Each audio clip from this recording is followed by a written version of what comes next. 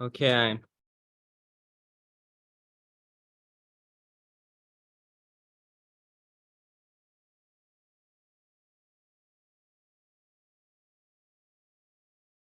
Okay. Hi everyone. So last session, after preliminaries, last session we talked about training one neuron, and now we are gonna go further and talk about training one layer. Although one neuron also was one neuron network also has one layer, but here I mean one layer with probably multiple neurons. Okay, and after this we'll go and go further. After this slide deck, we'll go further and talk about fully connected networks, and then we're gonna talk about optimization, backpropagation, ADAM, and stochastic gradient descent and these things. And afterwards, we're gonna talk about regularization in neural networks. So this is the path. And after that, talking about convolutional neural networks and different types of neural convolutional nets, and then various methods in deep learning. So this is the path. Okay, let's. So now, in the lecture of training one neuron, we were introduced to the neural networks with only one layer and only one neuron. Okay, so we talked about perceptron, Adaline, also logistic regression and these things, and McLatch bits and these things. And in this lecture, we are introduced to the neural networks with only one learnable layer, but possibly multiple neurons. Okay. And two of these networks are radial basis function networks, or RBF networks, and self-organizing map, or SOM. Okay.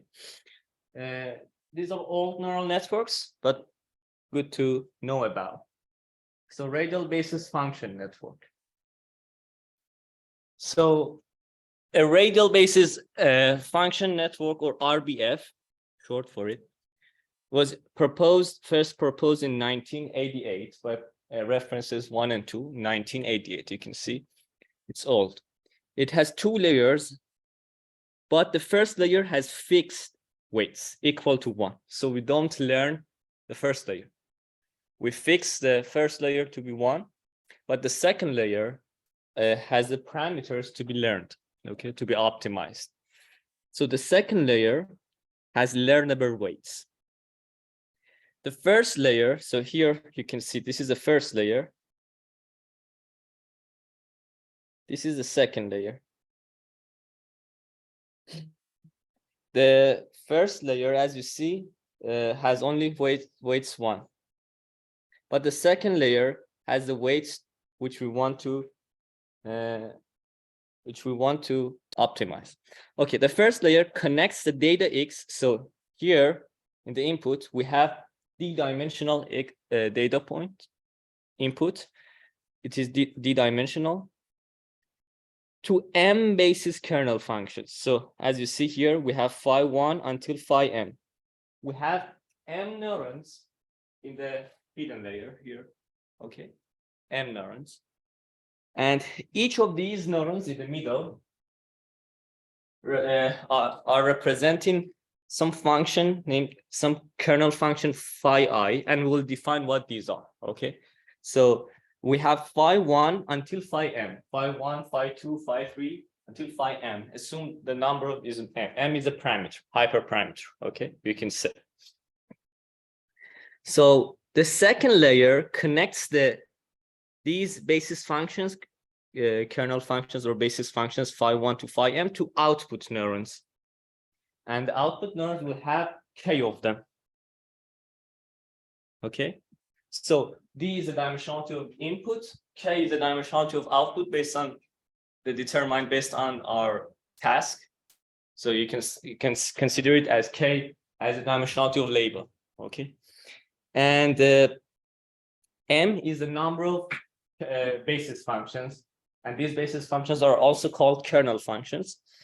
And the weight Wij denotes the weight connecting phi I x to y j hat. By the way, the outputs I put hat in them because yj means the jth label in the data set, so the target label, okay?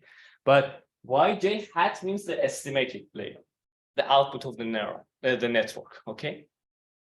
So of course we like yj hat to be as close as possible to yj. And here we have learner weights. Wij denotes the weight of the edge connecting yi to yj hat. Okay.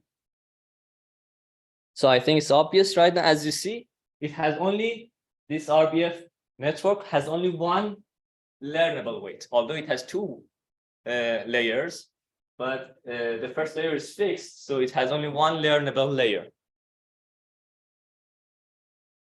Okay, the basis functions can be various kernel functions, such as this. We can use this. This is a Gaussian distribution. Why is it Gaussian distribution? You remember the Gaussian distribution? This is exactly Gaussian distribution, but without the normalization factor, right? Recall the PDF, probability density function of Gaussian distribution. It's exactly equation 1. So this is x, the data. This is mu, mean, so x minus mu, right? And this is quadratic. So also, do you remember, for example, we had this x in the e to the power of, in PDF of Gaussian distribution, e to the power of xi minus mu I sigma inverse xi minus mu I. Do you remember? Here, sigma inverse is the covariance matrix, inverse of covariance matrix. So if we consider the variance of or covariance to be a scalar, then this will be sigma inverse, right? This sigma inverse will be 1 over sigma. By the way, I write it as sigma squared inverse. Why? Because sigma usually denotes the standard deviation in statistics, and sigma squared usually denotes, small sigma squared denotes the variance. Capital sigma usually denotes covariance, okay? So when I'm talking about variance in the scalar case, then it will be sigma squared inverse, small sigma squared inverse, then it will be 1 over sigma squared, which you can see it here in the denominator of the power, okay? And this 2 is just a constant, which is not much important. As you see, this is the PDF of Gaussian distribution. Although it might, we don't care about this, the normalization factor here, okay? Because it will be absorbed in the weights, which we learn. In optimization, we don't care about the scale of cost, right? We just, does it matter whether you minimize f of x or 1 over 2, minimize 1 over 2 f of x? Doesn't matter. Yeah. So that's Gaussian distribution, and this Gaussian is also called RBF. So this is also called RBF kernel. RBF kernel or Gaussian kernel or Gaussian distribution, and you can see this is a default basis function used in RBF neural networks, and hence the name RBF network. So as Gaussian basis or Gaussian kernel or RBF kernel is usually used, most often used in RBF neural networks,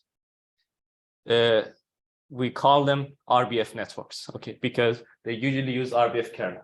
But we might use other basis functions in the as the basis functions in the as the kernel functions in RBF networks, such as logistic or sigmoid function.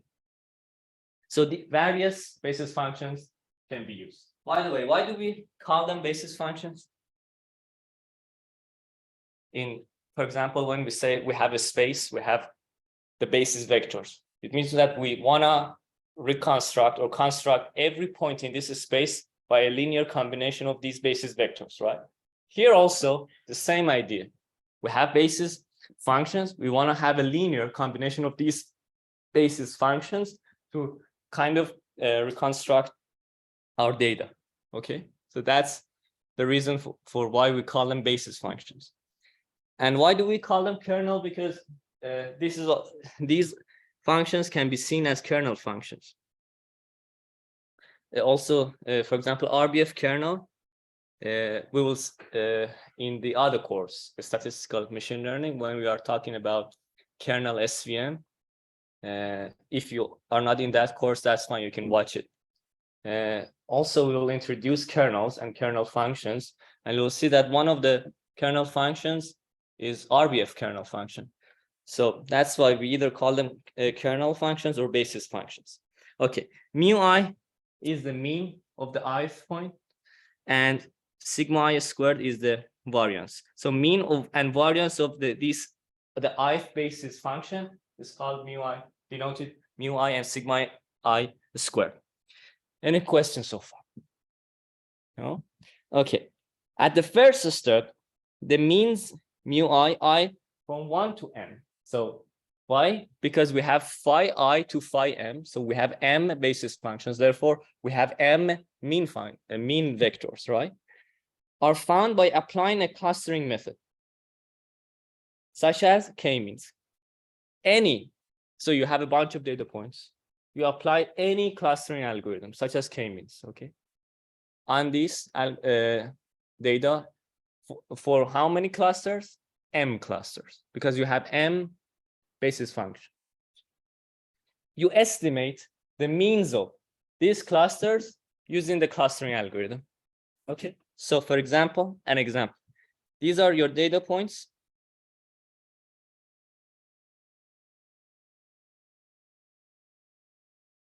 Assume this is your data. You apply k-means with m equal 3 or k equal 3. 3 clusters. It will find these clusters, right?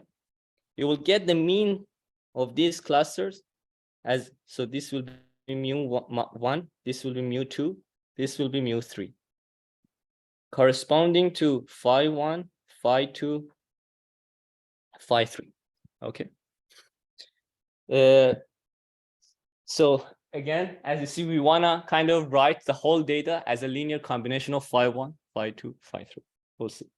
So we apply them on the training data with m clusters. The variances of clusters determine the variances. So we have means of clusters. Also, we can calculate the variance of each cluster, right?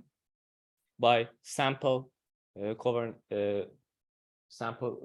If it is multiple dimensional data, multi-dimensional data, we use covariance. Otherwise, if it's a scalar, then we can simply do it with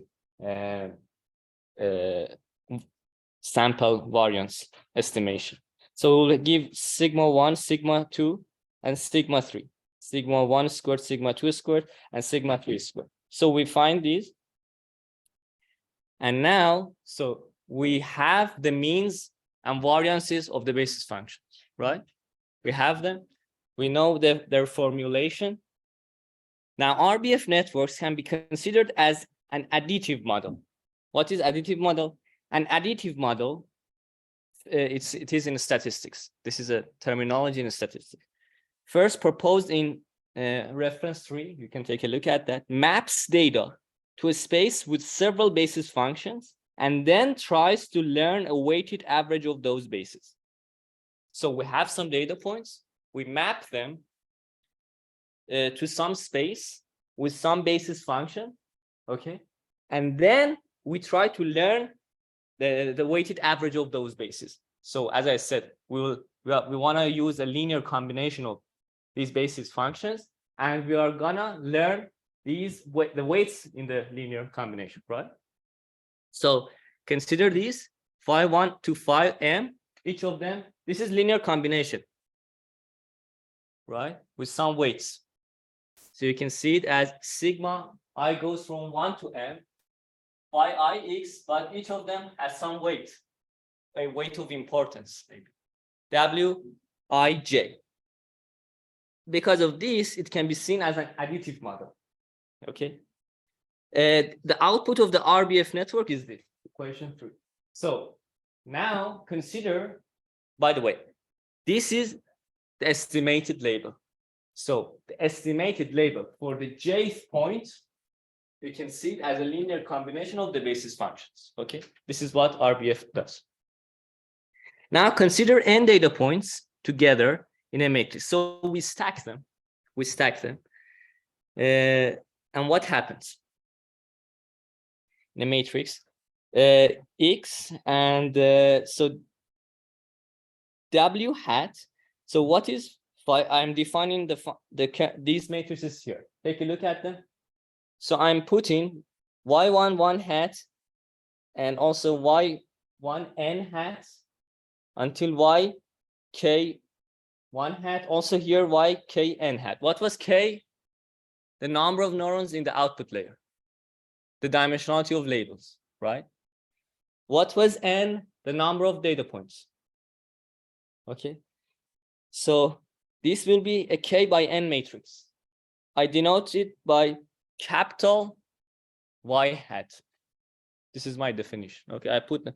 So also W. So we can put them like this.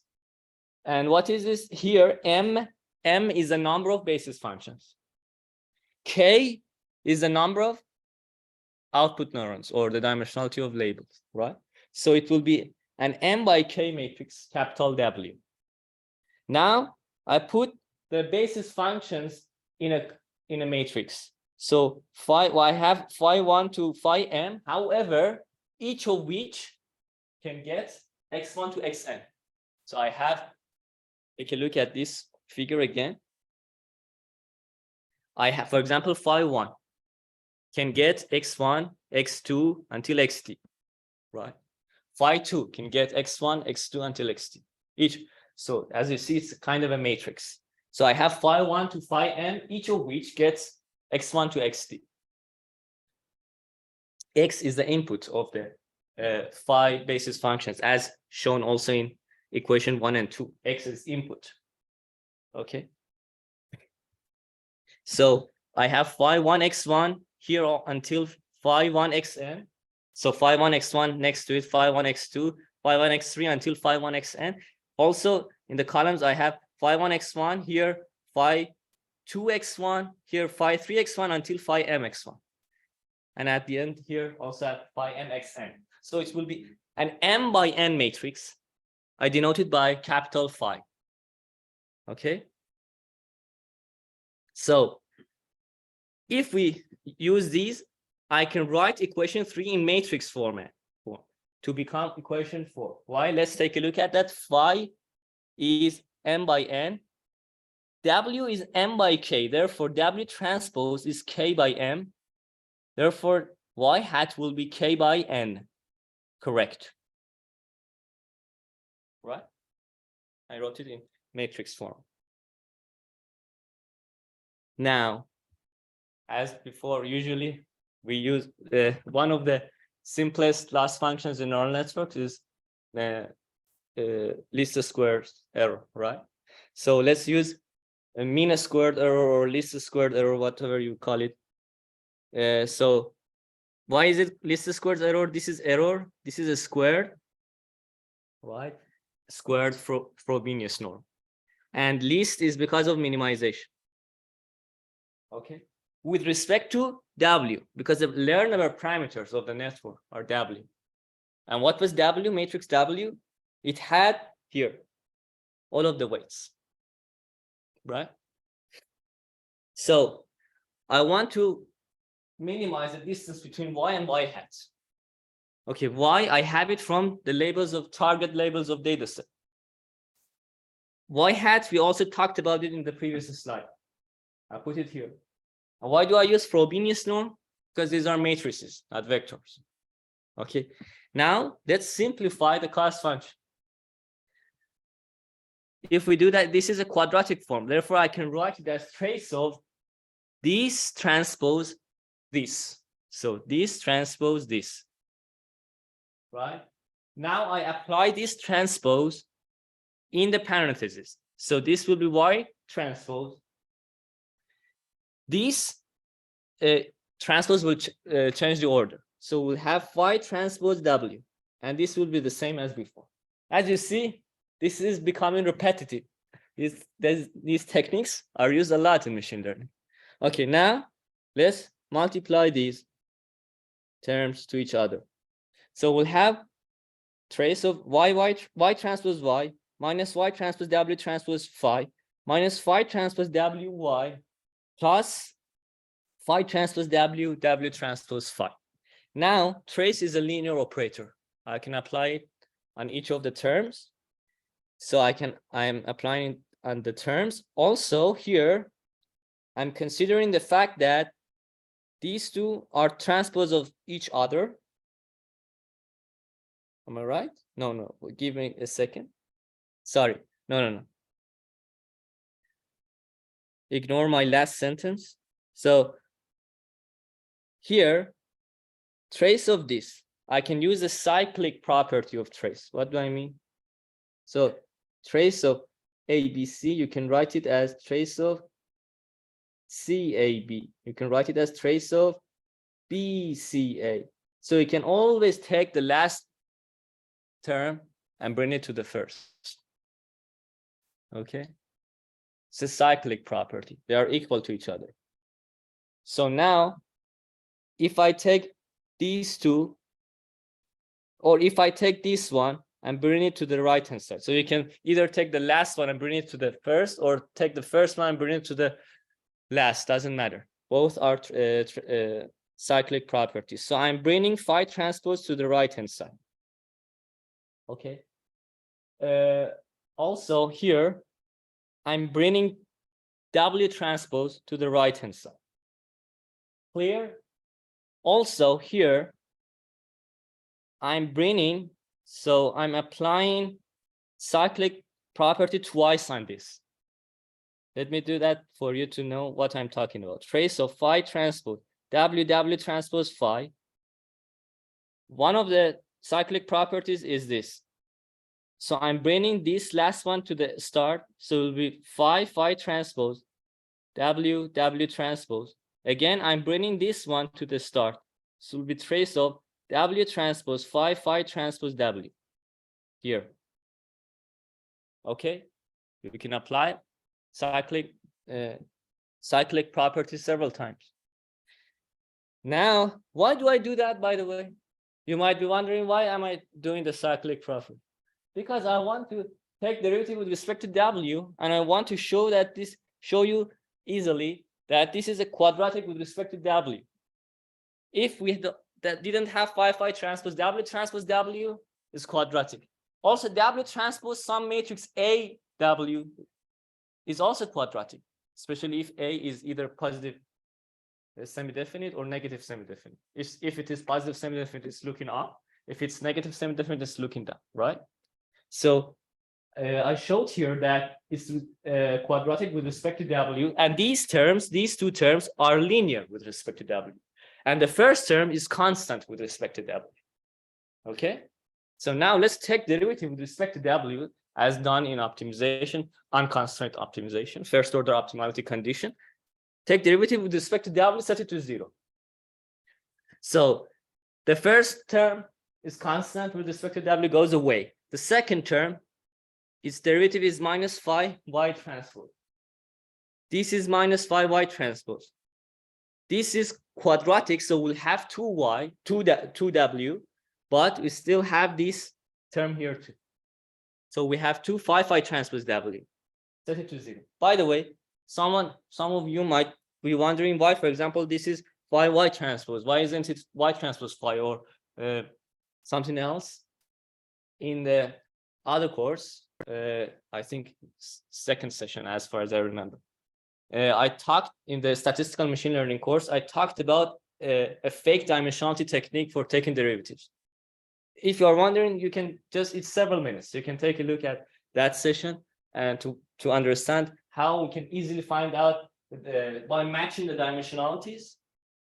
You can easily find out what is the correct order of matrices in derivative. Okay, and now set it to 0. So these two become minus 2 phi y transpose. We bring it to the right hand side. These two 2's cancel each other, and we'll have this. Okay. Now, this term is a pain in the neck. I left multiply the size by phi transpose inverse in order to get rid of it. So I'll have this. W is phi transpose inverse phi y transpose. This is the formula for RBF. We just proved that. Nothing to memorize. We just optimized that and we found W. Right? So where are we using the training data in this equation 6? Where are we using that? Can you tell me? So we have X and Y as the training data set, right? Y is here. It's not Y hat, it's Y. Okay, Y is here, the labels. Where is X? It's fed to the phi's, right? It's fed as the input to the phi functions, basis functions in the matrix phi, right? So here we have fed input to the kernel functions to form the matrix phi. Also, we have the labels y. Now using the whole training data, we are finding W. We trained RBF, and as you see, RBF is training in one shot. It's not iterative because why isn't it iterative? If we had taken the derivative with respect to W, set it to 0, we couldn't find a closed form solution, then we had to do gradient descent or backpropagation. But as we could find it in closed form solution, there is no need to backpropagation or gradient descent. In one shot, we could just train it. Why did this become so simple to train? Because it was only one layer. If you make it 2 layers, you couldn't find it in closed form solution. You had to do a backpropagation and gradient descent. Okay. Now, if phi transpose, we have phi transpose inverse, right? If phi transpose is a singular matrix, it means that it's not invertible, then we can use pseudo inverse. Pseudo inverse just approximates the inverse. You can take a look at that. There are some formulas for that. Okay. So we can, dagger here denotes the pseudo inverse of matrix. Okay. By the way, this equation 6 here, the solution of RBF is very similar to the solution of regression, linear regression. Take a look at the 3rd session of the statistical machine learning course, if you would like, not mandatory. You'll see that they're very similar. It seems that the learnable weight of the learnable layer of the RBF network is kind of doing some regression. Okay, interesting. Okay, now the output of the RBF network for either the training or test data, now the test phase. So training is over. Now in the test phase, we can either test the training data or any out of sample data. When I say out of sample data, it means test data, which is not introduced in the training phase. Okay, either for training data or out of sample data, we can do the test phase, right? We can estimate the labels. How do we estimate that? Y hat is W transpose phi. Why is Y hat equal to W transpose phi? Because here we had it in equation 4, and we also used it in optimization. We minimize the distance between Y and W transpose phi. Therefore, Y hat is W transpose phi. So W transpose phi. But there is still a slight difference you should note. This phi has X as input, right? This X here might be test data, might be training data. When we were training, X was training data fed to the phi. But now in the test phase, it can be any data, right? So I have the matrix phi, and also I put it. So now I put this equation 6 or 7 in this formula. So I will have this. This is W, right? We just trained. And here we'll have, if you apply transpose on these terms, we'll have Y, phi transpose. So because transpose reorders them. Y phi transpose Phi transpose, inverse transpose. Why? Because here we have this is the transpose, inverse transpose. The two transposes cancel each other. So we'll have this. By the way, for either training or test, this is correct. But since here, so I mean putting this W here, it's only for training. It means that equation 8 at the end of the equation 8 here, what I'm having here is only true for training. Why? For training data. Why? You shouldn't confuse these phi, these phi's here. These phi's are for the training data. Do you get it? The last phi might be for test data, but as I'm denoting all of them with phi, you should note that equation 8 at the end. This is for only training data. This is true for foreign, but here this is true for both training and test phases. As long as you use the trained W, but phi can have either training or testing. Okay, any question? RBF is over. As you see, so simple, but it was a breakthrough at that, because they said I can write the output of the network as a linear combination of some basis functions. Right. So this was a breakthrough. So usually, whenever in mathematics, some people, for example, define a new space, that's a breakthrough in mathematics. Why? And that space, they say, I can express some vectors or some elements of that space by a linear combination of the basis functions. As long as you can find good basis functions, that's a breakthrough in mathematics. And another example is Fourier series. Fourier series is also a linear combination. So as long as someone in mathematics finds some good basis functions with good attributes and characteristics, that's a breakthrough. An example was RBF. Okay. Okay, now let's talk about self-organizing map. Another network with only one layer. So self-organizing map, or SOM, this is also very simple. You'll see, is a neural network with one layer. It is used for unsupervised clustering. So it's used for clustering. What do we mean by clustering? It means that we don't use labels, and we want to cluster the data into several clusters, or group the data into several groups. Where the name self-organizing comes from. Why? Self-organizing, which means it is unsupervised. It organizes itself. Okay. It was proposed by Teuvo Kohonen in 1982. That's why it's also called Kohonen's self-organizing map. Okay. Therefore, it's also called Kohonen network. So Kohonen network or Kohonen self-organizing map. It is one layer connecting. So as you see here in this figure, take a look at this figure. It is one layer connecting X d-dimensional input data to K neurons. So we have K neurons when we are connecting the data points to the K neurons. As you see here, neuron 1 to neuron K, we also have X1 to XD. So it's one layer, right? Let Wij denote the weight. Wij denote the weight connecting Xi. Sorry. So Wij be the weight connecting Xi to the jth neuron. Okay. Each neuron represents a cluster. Okay. So here, for example, we want to have K clusters. SOM trains the weights to cluster the input data to one of the K clusters. Right? So the more weight Wij, the larger Wij, the more Xi belongs to the jth cluster.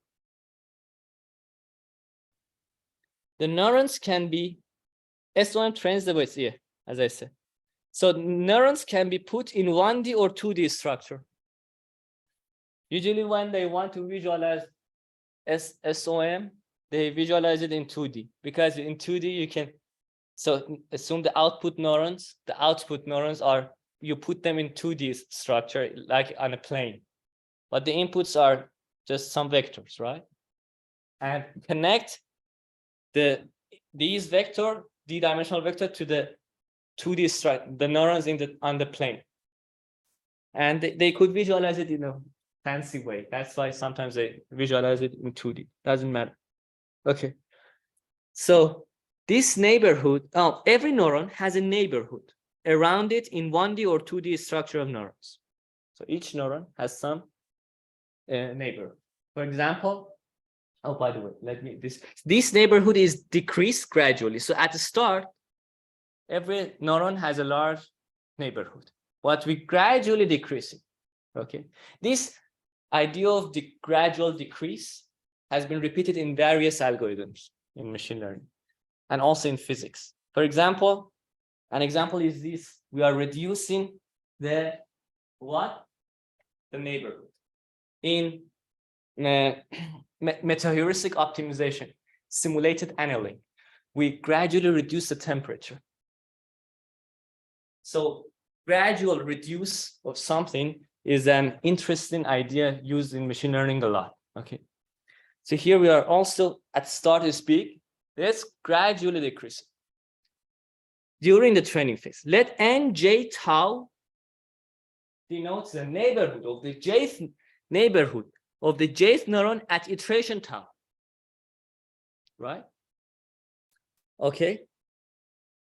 So for example, here n20 is you can see it as the neighborhood of the second neuron. The second neuron is here. Its neighborhood. Okay. At initially at iteration 0. So superscript shows the iteration because it's an iterative optimization. Okay. Self-organizing map, it optimizes iteratively. And the subscript shows which neighborhood of which neuron. By the way, another example for gradual decrease is decreasing the learning rate in optimization, also machine learning. So usually you start with something big and you reduce it. This idea is repeated a lot. Okay, so we have several steps for training self-organizing map. Let's take a look at it. Step 1. Initialize all weights to small random values. Okay, we usually do that in optimization and also. Why do we need to do that? Because we wanna do iterative optimization, and for iterative optimization, we need to have a random solution, initial random solution, and we start from there. Okay, set all neighborhoods to half of the neuron structure grid. What do I mean by this? Assume you have. And by the way, where do I get the idea of half? Cohen suggested that. Okay, so the creator of the algorithm suggested this. So here, for example, we have k neurons. So every neuron at the start will have k/2 neurons as neighbor, right? So k, for example, in 1D will be k/4 above neurons, k/4 below neurons. In total, it will be k/2 neighbor neurons, right? In 2D, in a plane, half of the plane is the neighborhood of every neuron at the start. Set the initial learning rate. We also have learning rate because we are going to do optimization. Initial learning rate eta 0 to a number in range between 0 and 1. Okay. Step 2. So step 1 was initialization. Now step 2. Select one of the input data points, X. Select one of them from the data set. Okay. And feed it to the network. So as we will see in I think in this session about a stochastic gradient descent, this is exactly like a stochastic gradient descent. A stochastic gradient descent takes one of the points randomly from the data set. Mini batch, a stochastic gradient descent takes a batch of data.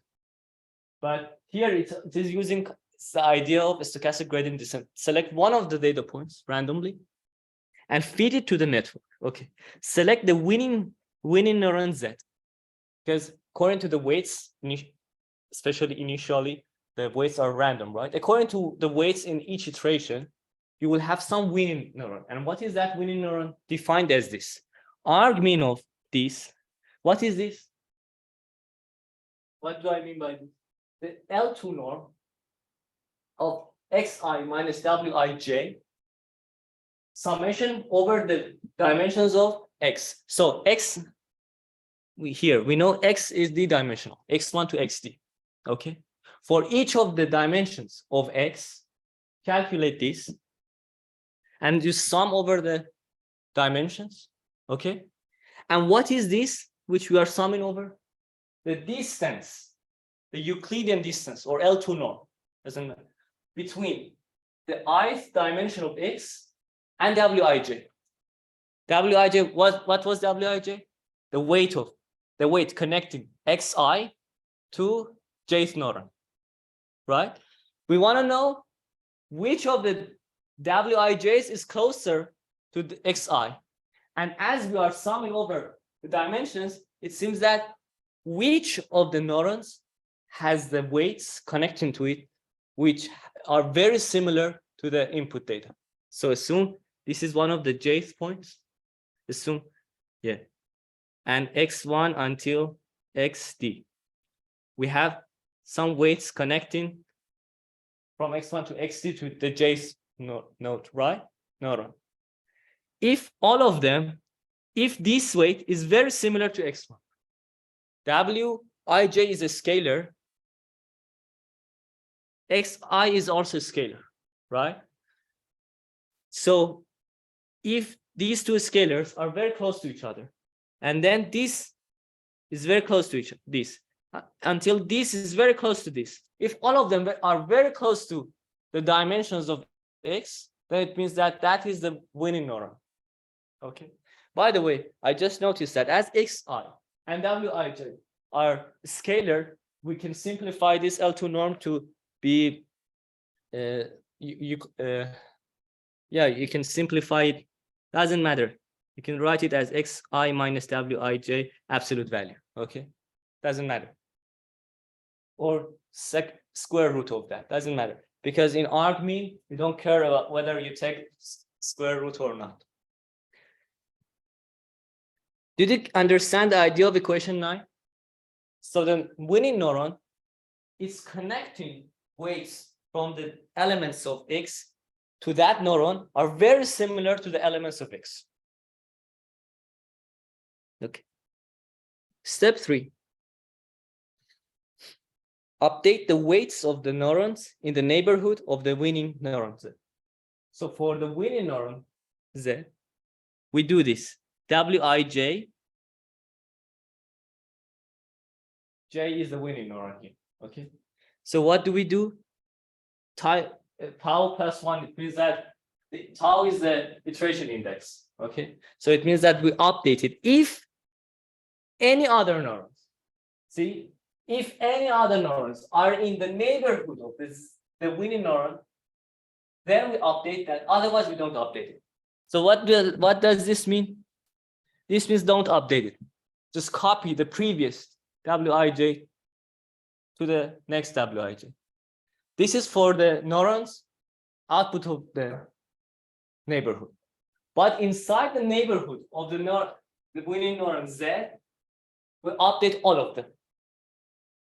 And now you see why we are decreasing the neighborhood. Because we want to update less number of neurons gradually. At the start, it updates a lot of them. Gradually, we update only the neighborhood around the winning neuron, and this neighborhood is also decreasing. And this also, you can see it as the what we have also in equation 9 as a distance between xi and wij, right? Because we want wij to be close to xi, right? In other words, we are kind of reinforcing the weights of the winning the weights inside the neighborhood of the winning neuron, right?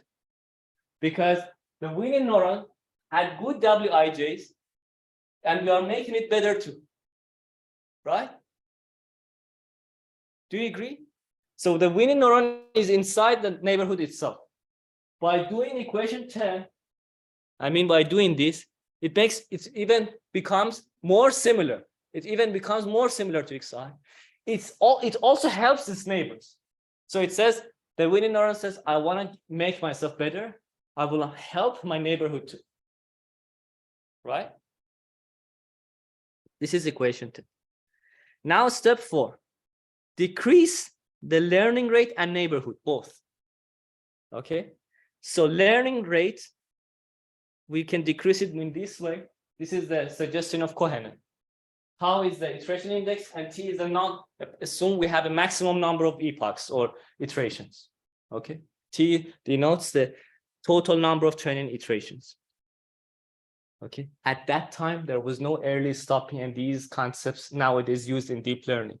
So everything was simple. They said, okay, let's train it for 1,000 steps, right?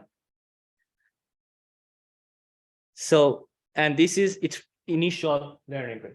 And equation 12 also halves the neighborhood. Every iteration you can halve it, or a fraction of neighborhood. Doesn't matter. These are hyperparameters. And you do it for all of the neurons. For all of the neurons, you reduce the neighborhood, including the non-winning neurons. Step 5, increase tau, which means that go to the next iteration and go to step 2. Is it clear what we did? So initially, we had some random weights. One of the neurons will be by chance, because it was random, by chance will win. Its weights will be very similar to the input data. It will win, it will reinforce itself and its neighborhood. And that's why it is self-organizing man. It is organizing it itself by the reinforcing itself and its neighbors. And it becomes better and better. And finally, we will have one cluster for that X, right? Input X. Okay. Some slides of this slide deck were inspired by teachings of Professor Ali Qudsi at University. What? Which one? Equation 10, right? Sorry, guys, I can't hear him very well.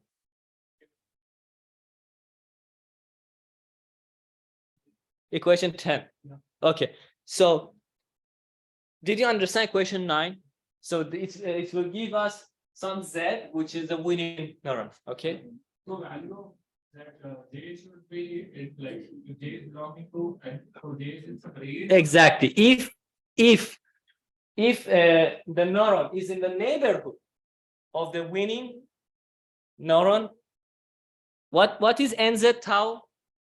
Neighborhood of the winning neuron at the iteration tau. Okay. For all of the neurons in that neighborhood of the winning neuron, you update the weights. Did you get it? Okay. Step number 5. Yes. Isn't there condition so that the same neuron doesn't win every time? Because otherwise the same way. No. Do you know why? Because another point will take another point, xi. If you take every time the same point, it will reinforce the same neuron, of course. 1, 3. 1, 2. X1 to XD will go from all the neurons. So first off, I think you are confusing the elements of X and X1 to Xn. So we have, guys, please. So we have a data set of Xi. I goes from 1 to n. Xi is d-dimensional. Each. Okay. That goes from 1 to D. Let it go from 1 to D 1 by 1, or like because see, for the first iteration, Z will be, let's say, any like number 6. Okay. But if for the second iteration, can number like if number 6 wins again, then it will just be like a loop. Like No, that's exactly what I'm saying. So let me denote this by X. I don't know what do I call it? X mu. Okay. Mu goes from 1 to n. So we have n vectors, each of which is d-dimensional. At every step at every iteration, we take one of the vectors, x1 to xn, one of the vectors, and then we use all of its elements in equation 9. Okay, so did you understand the question? The question was interesting. If every time it's in a step 2, if we only had one point in the data set, every time we select the same point, the same vector, it will reinforce one of the neurons and its neighbors all the time. Doesn't make sense that we can say, okay, the first neuron that won is the final winning neuron too. However, at every iteration, we are selecting one of the vectors randomly. This iteration, maybe neuron 1 won. The next iteration, maybe neuron 3 wins. Right? So at every iteration, depending on which vector we chose randomly, it reinforces some of the neighborhood. Did you get it? Don't confuse. We have n vectors, each of which is d-dimensional. Okay? Any other question? Yeah.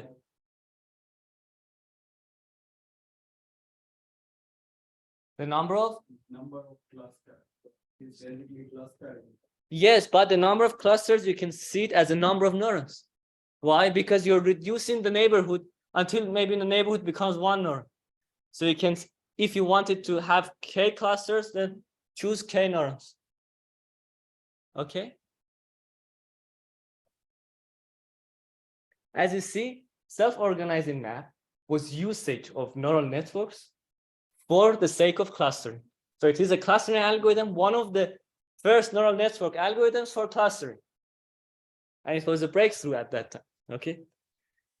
So some slides of this slide deck were inspired by teachings of Professor Ali Qudsi at the University of Waterloo Department of Statistics, Professor Fakhri Karay at the University of Waterloo Department of ECE, and Professor Said Bagheri Shoraki at Sharif University of Technology, Department of EE, Electrical Engineering.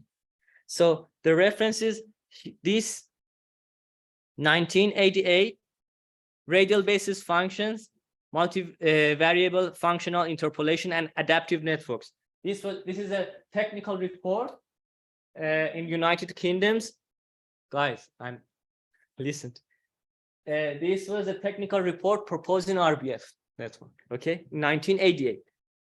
This one, also this one, both of these, multivariable functional interpolation and adaptive networks in 1988, published in a journal. And as you see, the proposers were Broomhead and Lowe. Okay, reference 3, projection pursuit regression, 1981. What was it for? What was it for? 3. Okay, it is the first paper which proposed additive model. Do you remember? I talked about additive model in 1981. Additive. This reference for 1982. It is the Cohenen's paper for the first paper which proposed self-organizing map. Self-organized formation of topologically correct feature maps. And as you see, why is it topologically? Because you can have different structures or topologies of neurons, right? As I said, either 1D, 2D, whatever. And also Cohenen and Honkela have written Cohenen network in Scholarpedia. You can take a look at that. Okay, let's go to the next slide deck.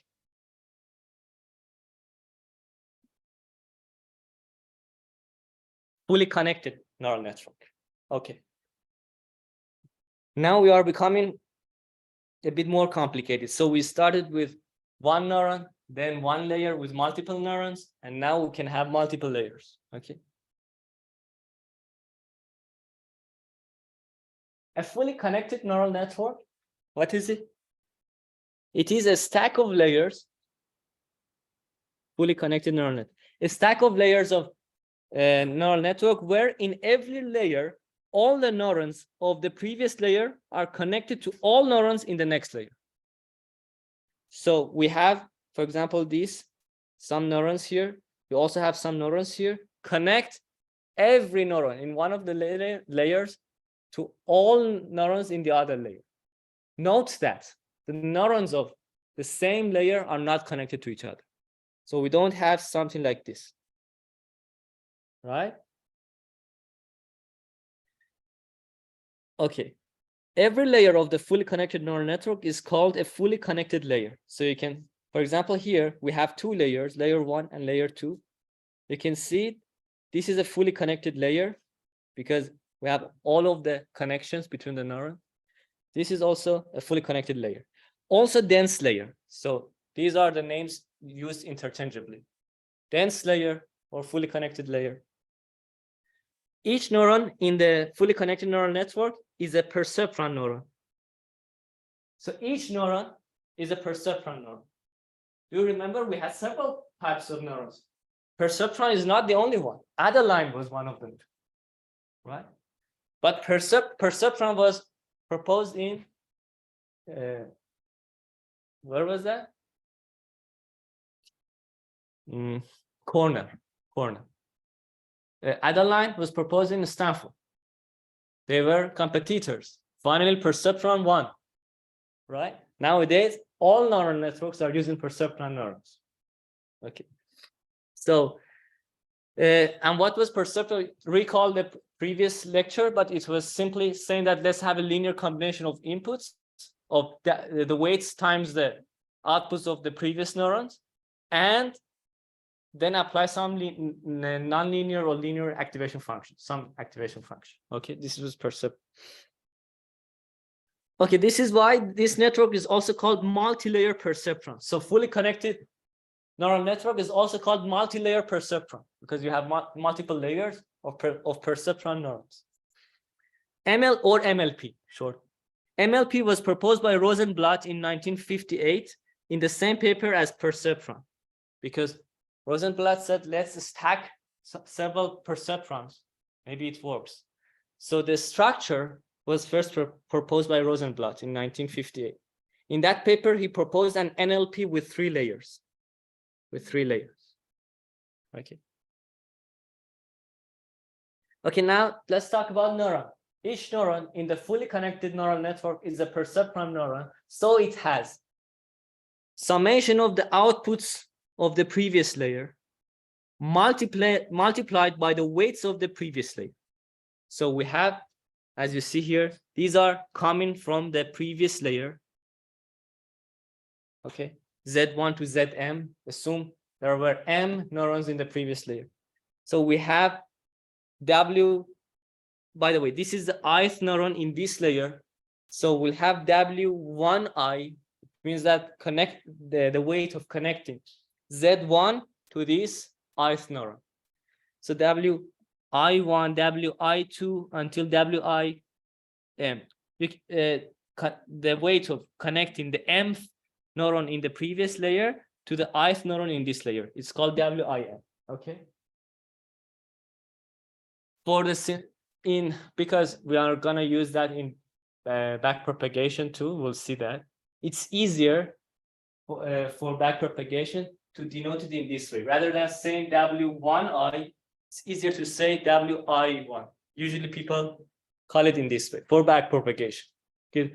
But these are the names. You don't care about the names. You can call it table 1, table 2, table 3. We want to optimize the loss function with respect to the tables, the parameters. Okay. So here, why do I call it WI1, WI2 rather than W2I? Just for the sake of notations in backpropagation, which we'll see. Okay. So you have summation of WILZL, okay, L goes from 1 to M, which means that goes from the neurons in the previous layer. Okay, you will have AI, which is not yet fed to the activation function. Okay, then you feed AI to sigma I, which is the activation function of the ith neuron in this layer. Okay, and you will get ZI for the next layer. So see, we have, this is kind of a repetitive thing. At the start, what about the first layer? At the start, Z1 to Zn are just the dimensions of the input data. So at the start, n will be equal to d, dimensionality of data. We'll have d x1 to xd, so z1 to zd. We'll have then the output of this layer. Then we'll have again some z's. They will be fed to the next layer, and this goes on for all of the layers until the end. Okay, and then we usually optimize over the z's of the last layer. Okay, the outputs of the last layer. Is it clear what I said? Okay. By the way, this sigma I is called activation function. It's usually non-linear. Why? We'll see why. So let's take a look at this fully connected network with 3 layers, MLP with 3 layers. Okay, and I can denote the weights of the layers by W1, W2, W3. These are matrices of the weights. Okay, assume this is, for example, this is d-dimensional, right? RD, X is RD. Assume this is M. So we'll have M neurons. So we are connecting D input vectors, D input elements of the vector, input vector, connecting them to M neurons. W1 is doing that. Then what would be the dimensionality of W1? W1 will be D by M. Do you get it? Do you get it? And why is it like that? Let's dig into that. Let's dig into why it's the case. Consider x1, x2 until xd. Here, assume I have z1, z2 until zm in this layer. These are the z's here. These are the x's. Okay. Consider x1. It has several m weights. M weights W11, W21 until WM1. Correct? Correct? Let's talk about the last layer, the last of them to right here. This will be, so X connecting, the weights connecting XD to Z1 to Zm. So we'll have W1D, W2D, the last one will be WMD, right? Okay, now let's see how we can put them in the matrix W1. So if I put W11, W1, W21 until WM1.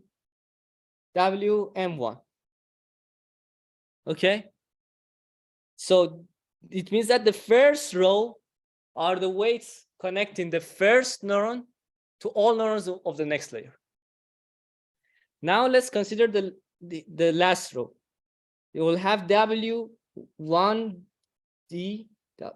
W2D until WMD.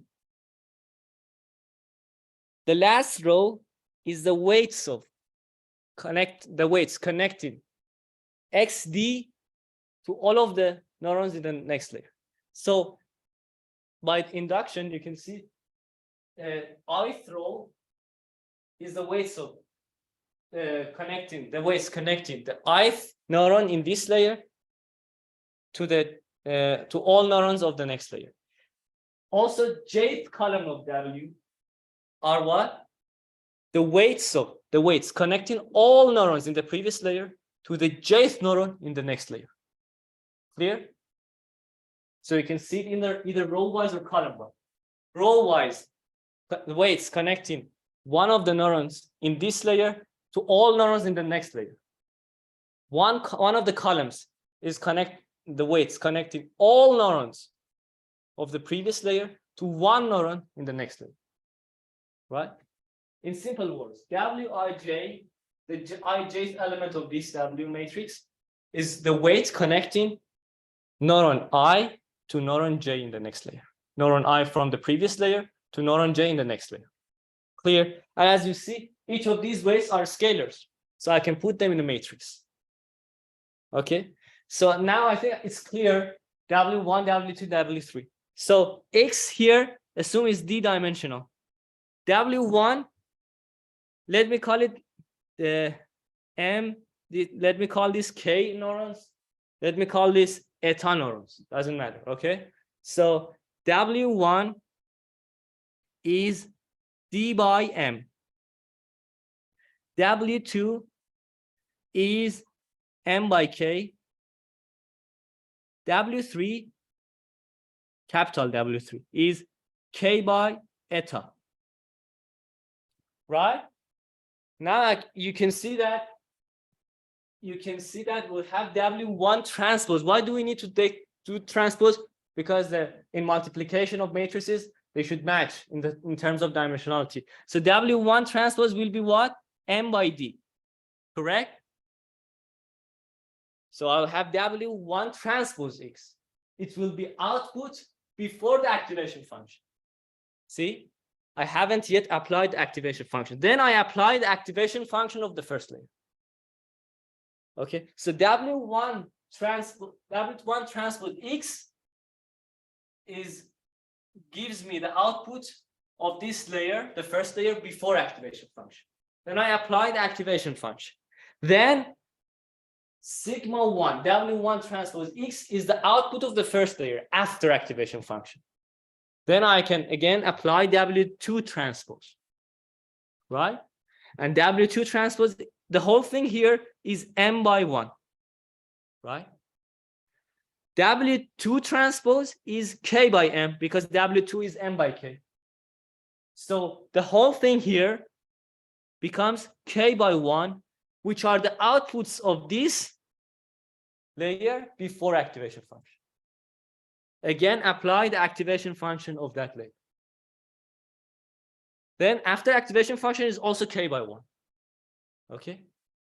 Then W3 again. What is W3? It is K by eta. Therefore, W3 transpose is eta by K. So it gives me here this before activation function. I again apply the activation function, and the whole thing becomes eta by 1, which are the Y's outputs. Right? And interestingly, you can see that every layer before applying activation function is just a linear projection. Recall preliminaries. When we say W1 transpose X, what do we mean? You can see W1 as a projection matrix, and we are projecting X onto the column space of W1.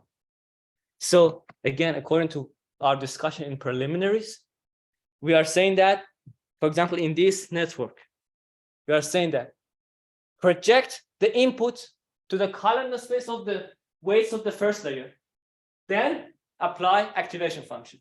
Then again project it to the column space of the second layer, the weights of the second layer. Then apply activation function, and so on. And so on. So every layer you're projecting onto the column space of the weight matrix of that layer. Okay. Now, interestingly, consider this case. Assume I remove the activation functions, or equivalently, I set them to be identity matrix. What do I mean by identity matrix? I mean this.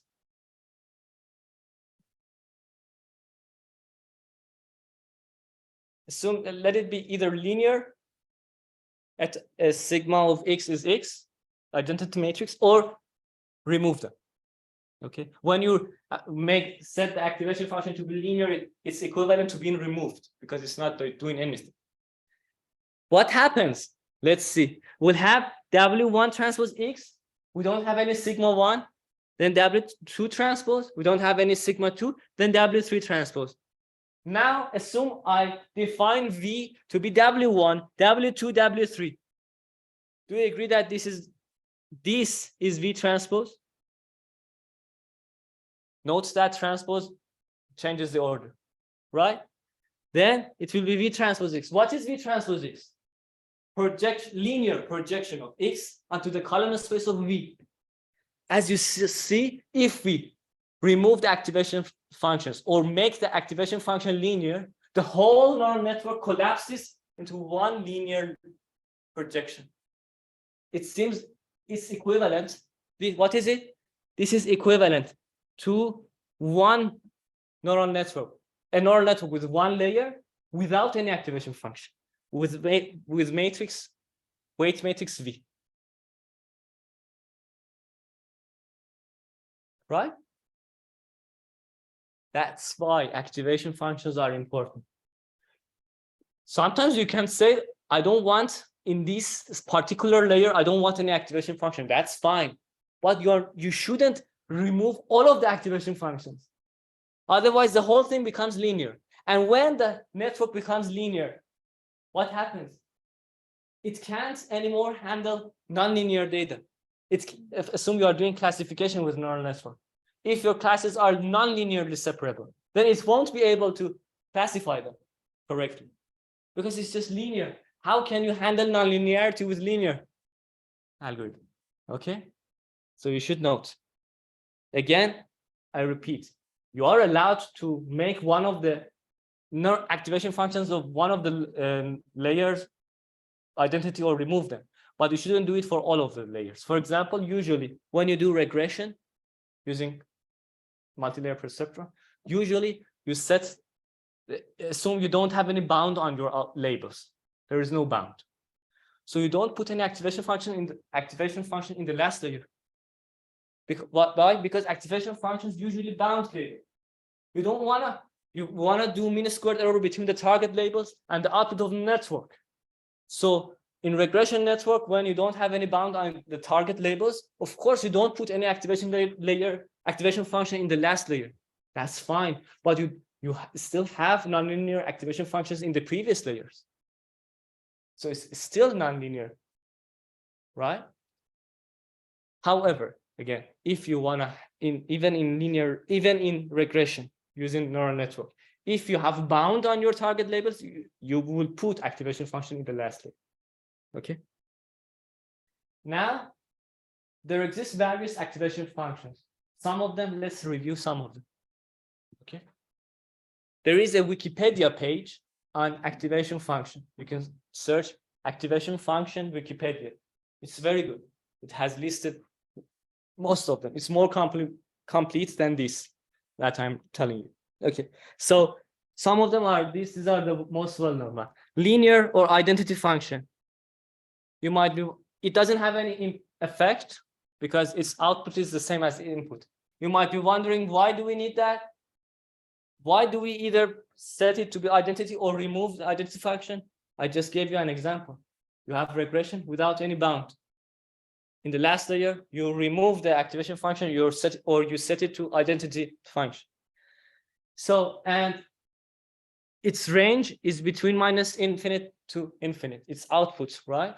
Because this is the identity. You can see it in this figure, left figure. There is no bound on the range of it on the output, and its derivative is 1. Why do we care about the derivatives of activation functions? Because backpropagation is nothing but gradient descent and chain rule. In gradient descent, you need to take derivatives. And in the chain rules that you would take derivatives, you will have the derivative of activation function. Okay? So it's important what is its derivative. Binary step shown in the second figure. It's for a less than 0, it's 0. For a greater than or equal to 0, it's 1, for example. Its range is between 0 and 1, as you see. It's either 0 or 1. I think it's better to write it in this way. It's either 0 or 1. Okay? And yeah, I think it's better to say this. And here, its derivative, if it is 0, its derivative is not defined, right? It's not defined at 0, its derivative. However, everywhere else, its derivative is 0. Because everywhere else, it's a constant, either 0 or 1. Sine or signum function. Signum is another name for sine function. It's this. For a less than 0, it's -1. For a greater than or equal to 0, it's 1. So it's very similar to the binary step, but rather than 0 and 1, it's -1 and 1. It is in either -1 or 1. And its derivative, again, is not defined at 0, but everywhere else, its derivative is 0 because it's constant.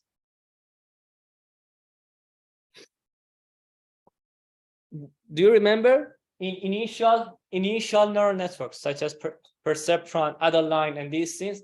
Initially, the previous century, they were using binary and signum activation function. Because at that time, people thought about logic in AI, logic, binary logic. Then gradually, people, especially because of fuzzy logic, proposed by Lutfi Alizadeh, they said, why not let's make it float between some range. We don't need to be a binary logic. Okay, so they proposed logistic or sigmoid function. Logistic function is very old, goes to 2 centuries ago. But for modeling population, we already talked about it in logistic regression, right? But later on, it was used for activation function in neural networks too. So here is logistic or sigmoid function. By the way, why is it modeling population? We already talked about it, because initially population is low, gradually it is increasing, but after a while the population blows up and it reduces the amount of food and health. So many people will die and it will kind of stagnate. That's why it models the population. So logistic and sigmoid, you can see it's like this. For -infinity, it goes to 0. For +infinity, it goes to 1 almost. So it's between range 0 and 1. Its derivative, it can be proved. If you take derivative of this with respect to A, you will see that it's equal to saying that logistic of A times 1 minus logistic of A. You can simply verify it for yourself. It's simple. Okay, take derivative and you will see it's equal to this times 1 minus this.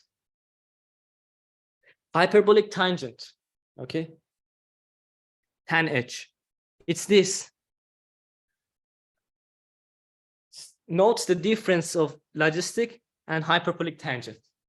Its output is between -1 and 1. So compare these two. This is important to remember. Whenever, especially in outputs of neural network, for example, you are doing regression again. You know your target labels are between 0 and 1. What should you use as activation function? Usually you use sigmoid, okay? Because it bounds your output between 0 and 1. But sometimes maybe your output, your target labels are between -1 and 1. Then you won't use sigmoid, you will use hyperbolic tangent. So there is a difference between their range. And its derivative is, if you write it down, you will see it's equal to 1 minus sigma a squared. So if you put this sigma a, square it, 1 minus of it, it will be equal to this derivative. Take derivative with respect to a and you will see that. Okay. And Gaussian or radial basis function, RBF or Gaussian function, is this. Ignore the normalization factor in Gaussian PDF, probability density function, and you will have e to the minus a squared, something squared. Do you remember? we have x minus mu squared.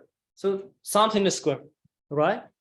See x minus L2 norm of x minus mu as A, this becomes Gaussian. It's like this. This is a Gaussian distribution, right? You can also have, if you want to have some mean, so this mean is 0. If you want to have some mean, then you need to do this. Okay? The mean. Mean mu. But here, if I set mean to 0, we'll have this. And its range is between 0 and 1. It never reaches 0. And its derivative is simple. Take derivative of this function with respect to A, it becomes this. Okay? Soft plus. Soft plus is this. You can see we are becoming more state of the art. Proposed in 2011, not long ago. So in reference to, it's this natural logarithm of 1 plus e to the a. Why do I use natural logarithm? Because I have exponential inside. Okay. You can see it in this left figure. It's kind of goes up like this. Goes up like this, and at 0 it's log of 2, right? So it's between 0 and infinite, and its derivative, if you take derivative, you'll see it's 1 over 1 plus e to the minus a. Okay. ReLU, this is very famous. So one of the very famous activation functions is ReLU, short for rectified linear unit. Okay. Reference 3, proposed in 2010. It's this. Let's see what it is. So for a less than 0, it's 0. For a greater than or equal to 0, it's a. It means that if a is 0, make it, if a is negative, make it 0. Otherwise, let it be itself. Right? Its slope is 1 here. Okay. Otherwise, if it's positive, let it be itself. If it's negative, make it 0. I don't want it to be negative. Or you can equivalently say it's maximum of 0 and a. Right? So it's, as you see, it's between 0 and infinite. Its derivative for negative ones is 0. Why? Because derivative of 0 is 0. For greater than 0, for positive, it's 1 because the slope is 1. At 0, it's undefined because this is not a smooth at 0. Okay. And one of the problems of ReLU is actually this non-smoothness. People came up with ideas how to make it smooth because we want to take derivative. Right? By the way, at that time they said, let's not care much about this. We really don't fall here. But we might actually, especially when we have vanishing gradients. We have small gradients multiplied by each other. So it becomes very small, very close to 0. So this might happen actually. You might be in this region which is undefined in derivative. So people came up with ideas. Let's make it smooth. Various papers came. One of them was in 2015, ELU, exponential linear units. So like this. So it says that for a less than 0, it's alpha. Alpha is a parameter, hyperparameter. Okay. Alpha e to the a minus 1. For positive ones, let it be a. So for positive ones, it's similar to ReLU, but for negative ones, it kind of, as you see, it continues. It doesn't make it 0. It continues, but it stagnates. So it continues, goes down a bit, but it stagnates. And it can be proved that it stagnates at minus alpha. Alpha is the parameter. Of course, the smaller alpha, the more accurate it is, closer to ReLU. Right? But the harder to take derivative. So trade-off. Whether you want to be simpler to take derivative, or you want to be more accurate or less accurate. And as you see, it's between minus alpha and infinite. It never reaches minus alpha. and its derivative for negative ones is alpha e to the a. If you take derivative of this, it becomes alpha to e to the a. For greater ones, it's 1 because the slope is 1 for positive ones.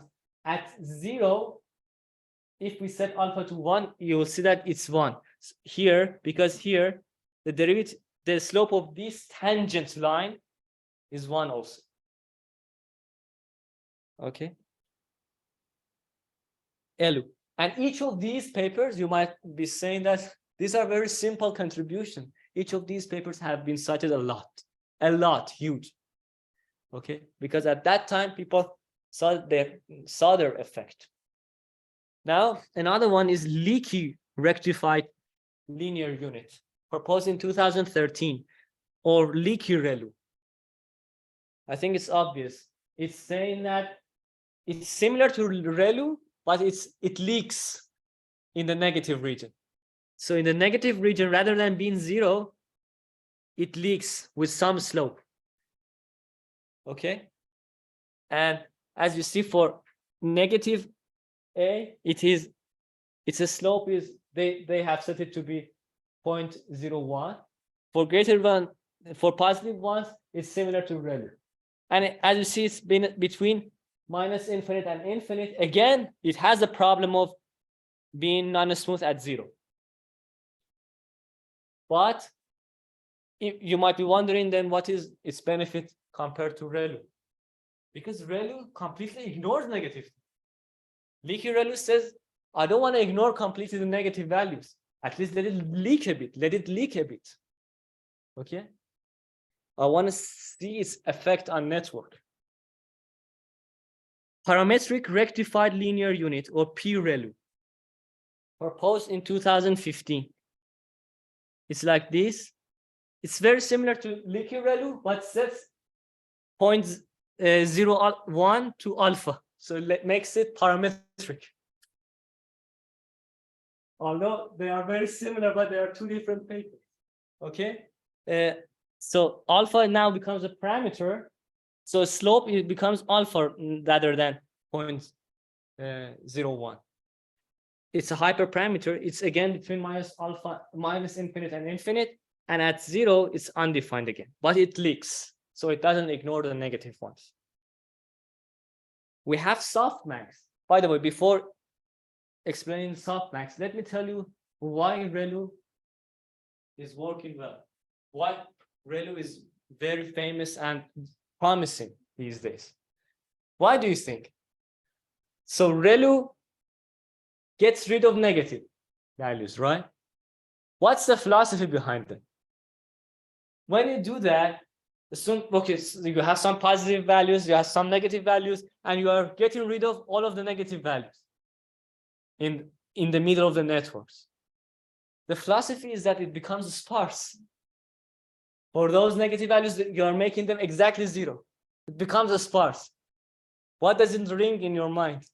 Two things again. I have said it several times in these courses. Betting on sparsity principle and Occam's razor. Betting on a sparsity principle proposed by Tibshirani and Hastie in Stanford. They said a sparse version of the algorithm usually works better than the dense version. Also, Occam's razor says that simpler explanation for some phenomena is usually the better one in logic and philosophy. So because of becoming sparse, because of this simple philosophy, really works very well. It makes it sparse. And you can see it as a regularization method in neural networks, because sparsity is one of the regularization things in neural networks. I hope that I assume you have watched the regularization lecture I have uploaded to the YouTube. In that also I said that when it becomes sparse, it's kind of a regularization method. Okay, let's continue with softmax. Softmax is this.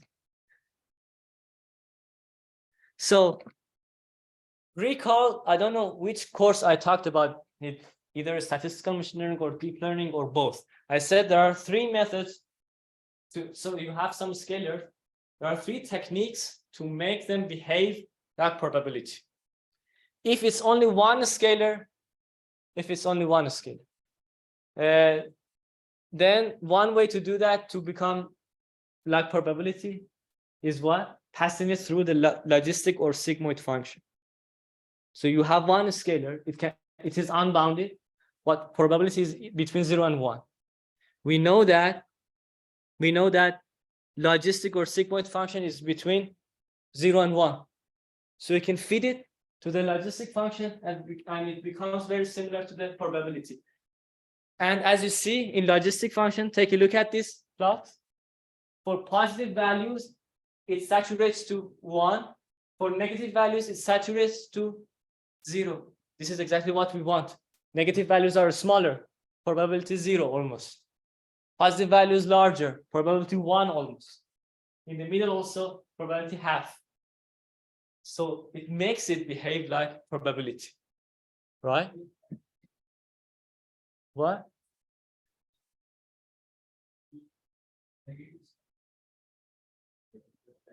You mean this? Okay, sorry about it. Thank you. So in equation 10, this should be negative in the numerator. Sorry about that. Thank you. Okay, did you get the idea of using logistic or sigmoid function to make it make a scalar behave like probability? Okay, that's why when you're you have a neural network for binary classification, you can have one neuron at the end, one neuron only at the last layer, and put the sigmoid activation function. Why? Because it will give you some number between 0 and 1. Then you threshold it for half. Greater than half is class 1. Below half is probably in class 0. So you can use this to make one scalar behave like a probability. However, assume we have a bunch of scalars. We want to make them behave like a probability distribution. Okay, a bunch of scalars. We want to make them behave like probability distribution. So each of them should be between 0 and 1 because of probability. They should also sum to 1, right? Two techniques for doing that are these. Assume I have, so for example, A1 until AM. Either I divide each of them by the summation of all of them.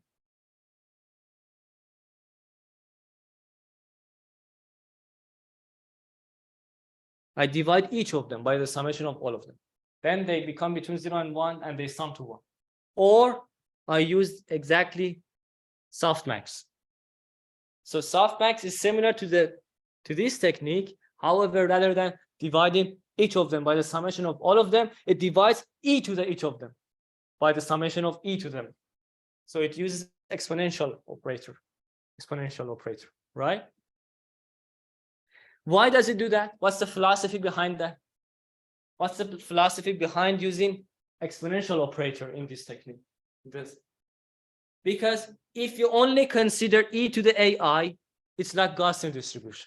E to the ai or e to the minus ai squared, whatever. E to the something is like Gaussian distribution. Or to be more precise, it's like it's a family of probability distributions which are called exponential distributions. Okay, one of which is Gaussian distribution, right? And I really like to make them like a Gaussian distribution. I don't want them to be very probable or very low probable. Usually they are in the middle. Okay, and what's the philosophy of this denominator? I want to make them between 0 and 1, and they should sum to 1 too. So it's similar to this technique, but makes the distribution also Gaussian. That's one thing. And as you see, there is a flaw or drawback of these two techniques, softmax and that. What is that? This denominator, summation in the denominator. It means that you should sum over all of them. What if M is large? Then it will not be tractable. It will not be feasible to sum over all of them. The time complexity goes up. Okay, it will be hard to do that. But in activation function, this rarely happens. M is usually not large. How many neurons do you have at the end? Some of you who knows NLP, natural language processing, might ask a question right now. Say, no, in NLP, actually, at the last layer of neural network, the number of neurons is usually the number of words in the dictionary. How many words do we have in English? Several thousand, even I think more, right?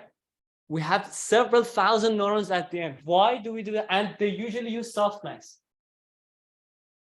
Because softmax outputs some scalars between 0 and 1. They sum to 1, so they like probability. And the neuron, which is largest, gives me the highest probable word. Which word in the dictionary is it? Maybe I'm doing something, okay? So I want to see which class is this. Okay, again, as I said, there is a drawback or flaw of softmax, and that's the summation in the denominator, making it hard to be tractable for large M. Okay, and it's used a lot in multi-class classification. In the last layer of neural network, they usually use softmax. Why? Because they will be like probability, they sum to 1, and you take maximum output as the class index, estimated class index, right? If you have 3 classes, M will be 3. Okay, so it's between 0 and 1, and its derivative is proved to be like this. Sigma IA eta ij minus sigma ja. What do I mean by sigma IA? I have sigma because, did you understand this completely or not? The activation, there is a slight difference between softmax and other activation functions, you should note. One important difference is that output of the softmax activation function of some neuron depends on all other neurons. In the other activation functions, we don't have such case. Consider maybe ReLU or sigmoid. Let's consider sigmoid. So you have, for example, assume you have 3 neurons in this layer. Okay. For each of them, you apply the sigmoid on the first neuron, sigmoid on the second, sigmoid on the third. You don't care about the third neuron, doesn't care about the first neuron and the second neuron. Do they care? In sigmoid, ReLU, Gaussian, whatever, binary. However, in softmax, they care because of that summation in the denominator. Okay, that's another important difference. And because of this difference, I have this. So I have sigma 1a, sigma ma, M neurons. So I consider the elements of, I see sigma as a vector now. Okay, by the way, why don't I denote it sigma 1a1 until sigma ma-m? Why don't I do that? Why don't I say sigma a, sigma I? I say sigma I, the whole vector of A, the whole vector of A, the whole input. I just said that because I need all of them. For each neuron, I need all of the neurons. Right? That's why the input is a vector, but I need to calculate them element-wise. Okay. And this is Kronecker delta used in the derivative. What is Kronecker delta? Delta ij. If I and j are equal, it's 1. Otherwise, it's 0. This Kronecker delta, it might be interesting to you to know that it's used a lot in modern physics, in relativity. In Einstein's relativity, this is used a lot. There is something named Einstein's notation. Einstein proposed that notation. And this Kronecker delta is used a lot in physics too. Okay, in also machine learning, we use that. Another thing is max out, proposed in 2013. Max out, what does it say? By the way, who proposed that? Goodfellow et al. I think you know Jan Goodfellow, right? He's in Google. So he proposed GAN. You know GAN, right? So they proposed max out in Google. They said, guys, listen. Consider the inputs, and then take the. So you will take the softmax. You will take the softmax, and oh, by the way, no, sorry. Consider the inputs and take the maximum. Simple. So you will have, assume you have 3 neurons. You have 3 outputs of the neurons before activation function, right? Then you take the maximum among them. This is max out. Okay. So assume one of the neurons gives you 0.9, the other one gives you 1.02, the other one gives you 3.01. It's unbounded. It's not yet fed to the activation function, right?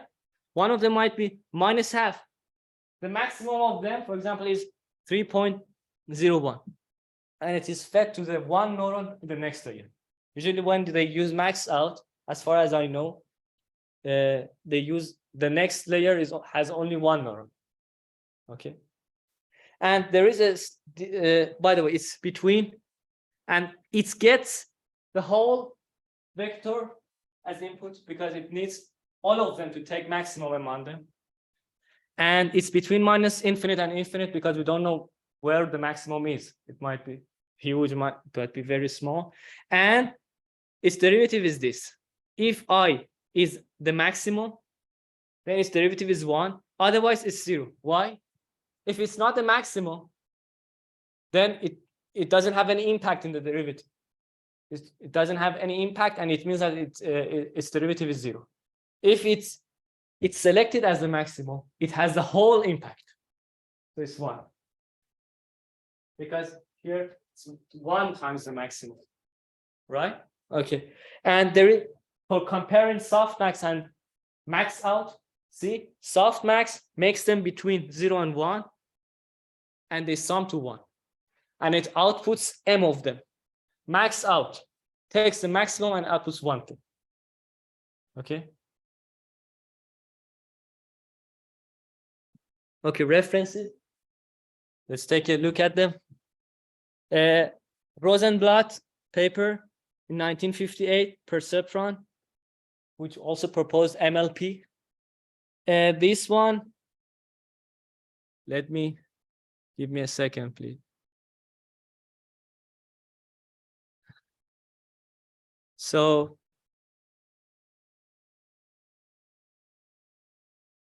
give me a second. Okay.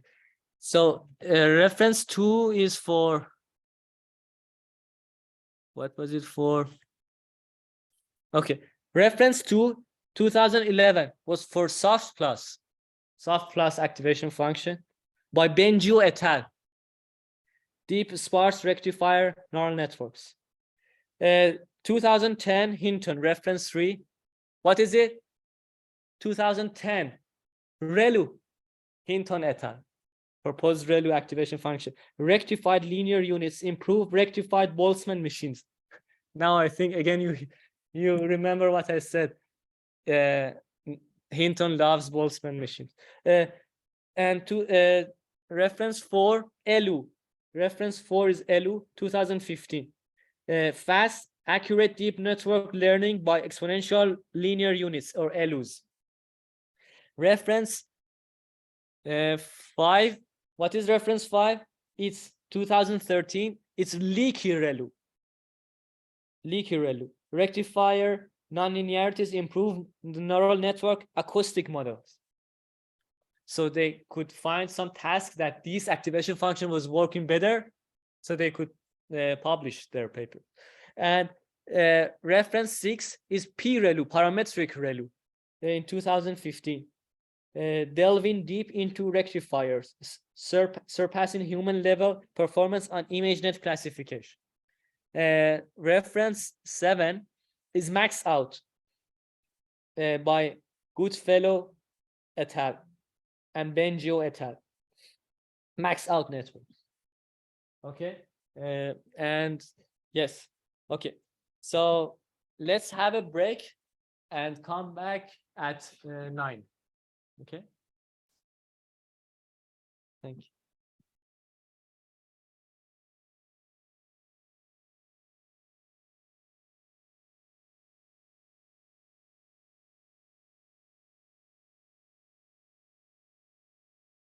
Okay.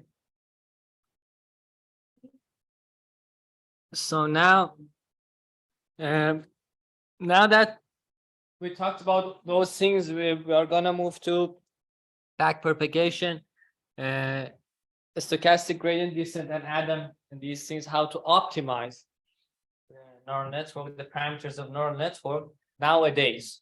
Okay. First off, let's talk about gradient descent a bit. Here, I'm not gonna provide the proof of gradient descent. I have already provided the proof of gradient descent in the optimization techniques course. So if you wanna see the proof of why gradient descent works, take a look at that course session, gradient descent.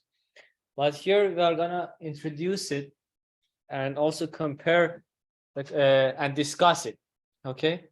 So gradient descent is one of the fundamental first order methods. First off, what do I mean by first order methods? So in optimization, when we have an optimization problem, when it is unconstrained, we have only the cost function. If it is constrained, we need to form the Lagrangian function. Lagrangian function has the cost function and plus weighted constraints. Okay, because we don't wanna, as long we want to minimize the cost function. Also, we actually want to minimize the penalty on the cost function, on the constraints. So we don't want to falsify the constraints. We want to satisfy them.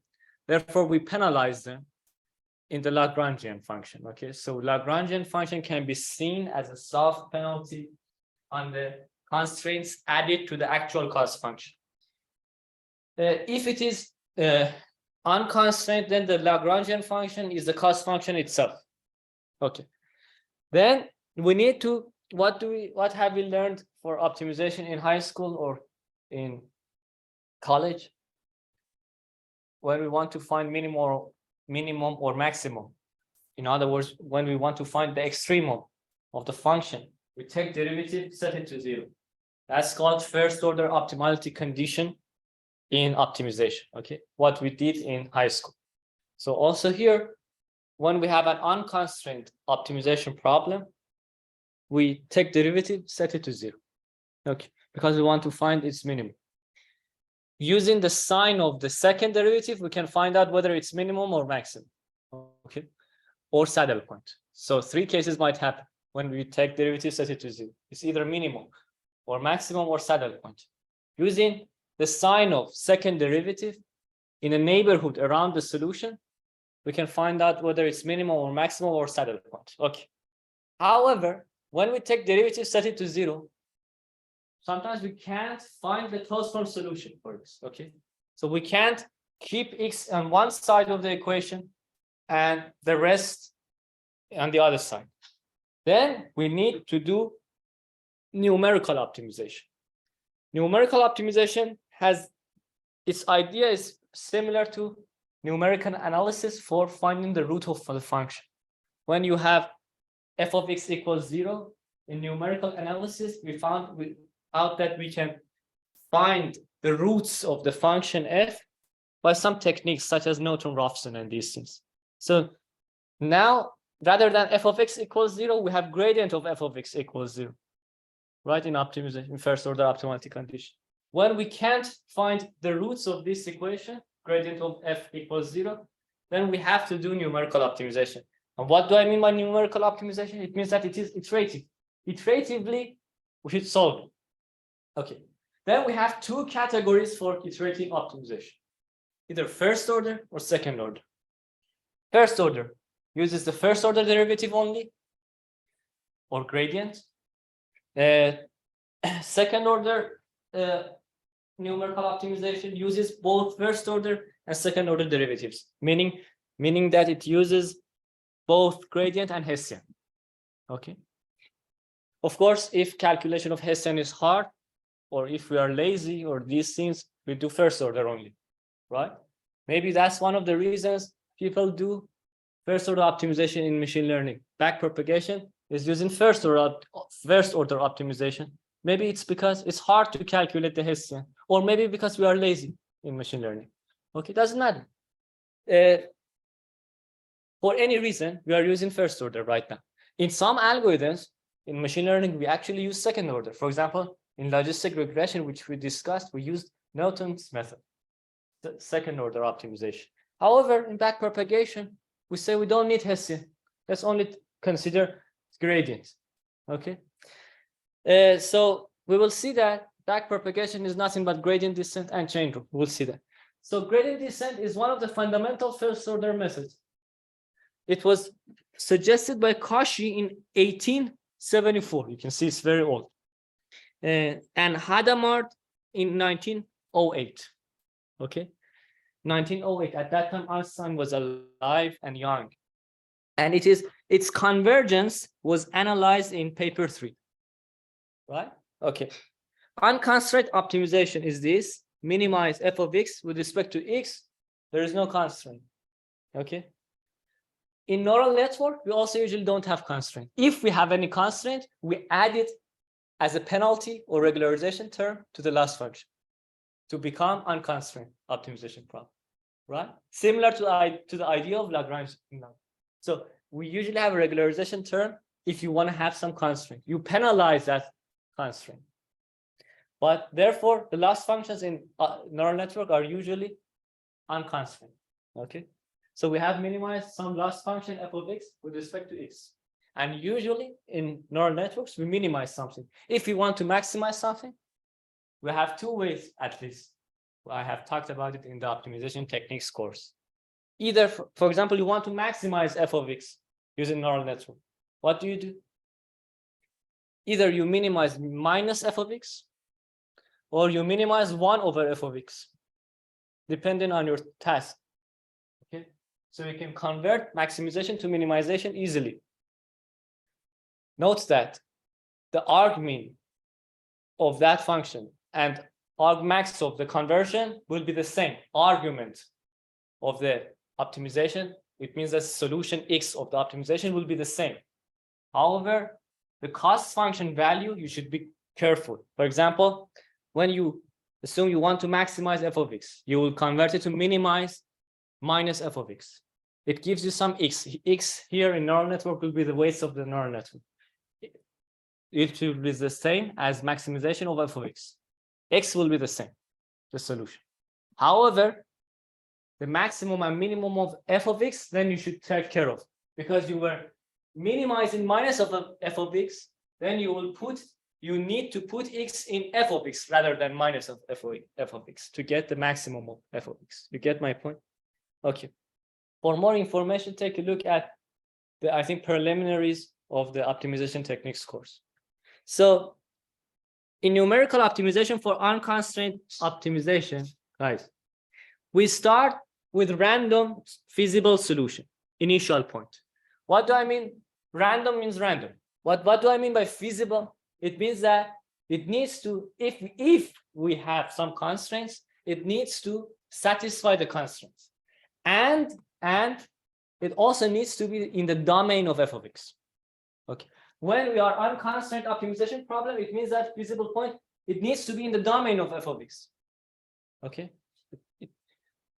And we iteratively update it by the step delta x. This is numerical optimization.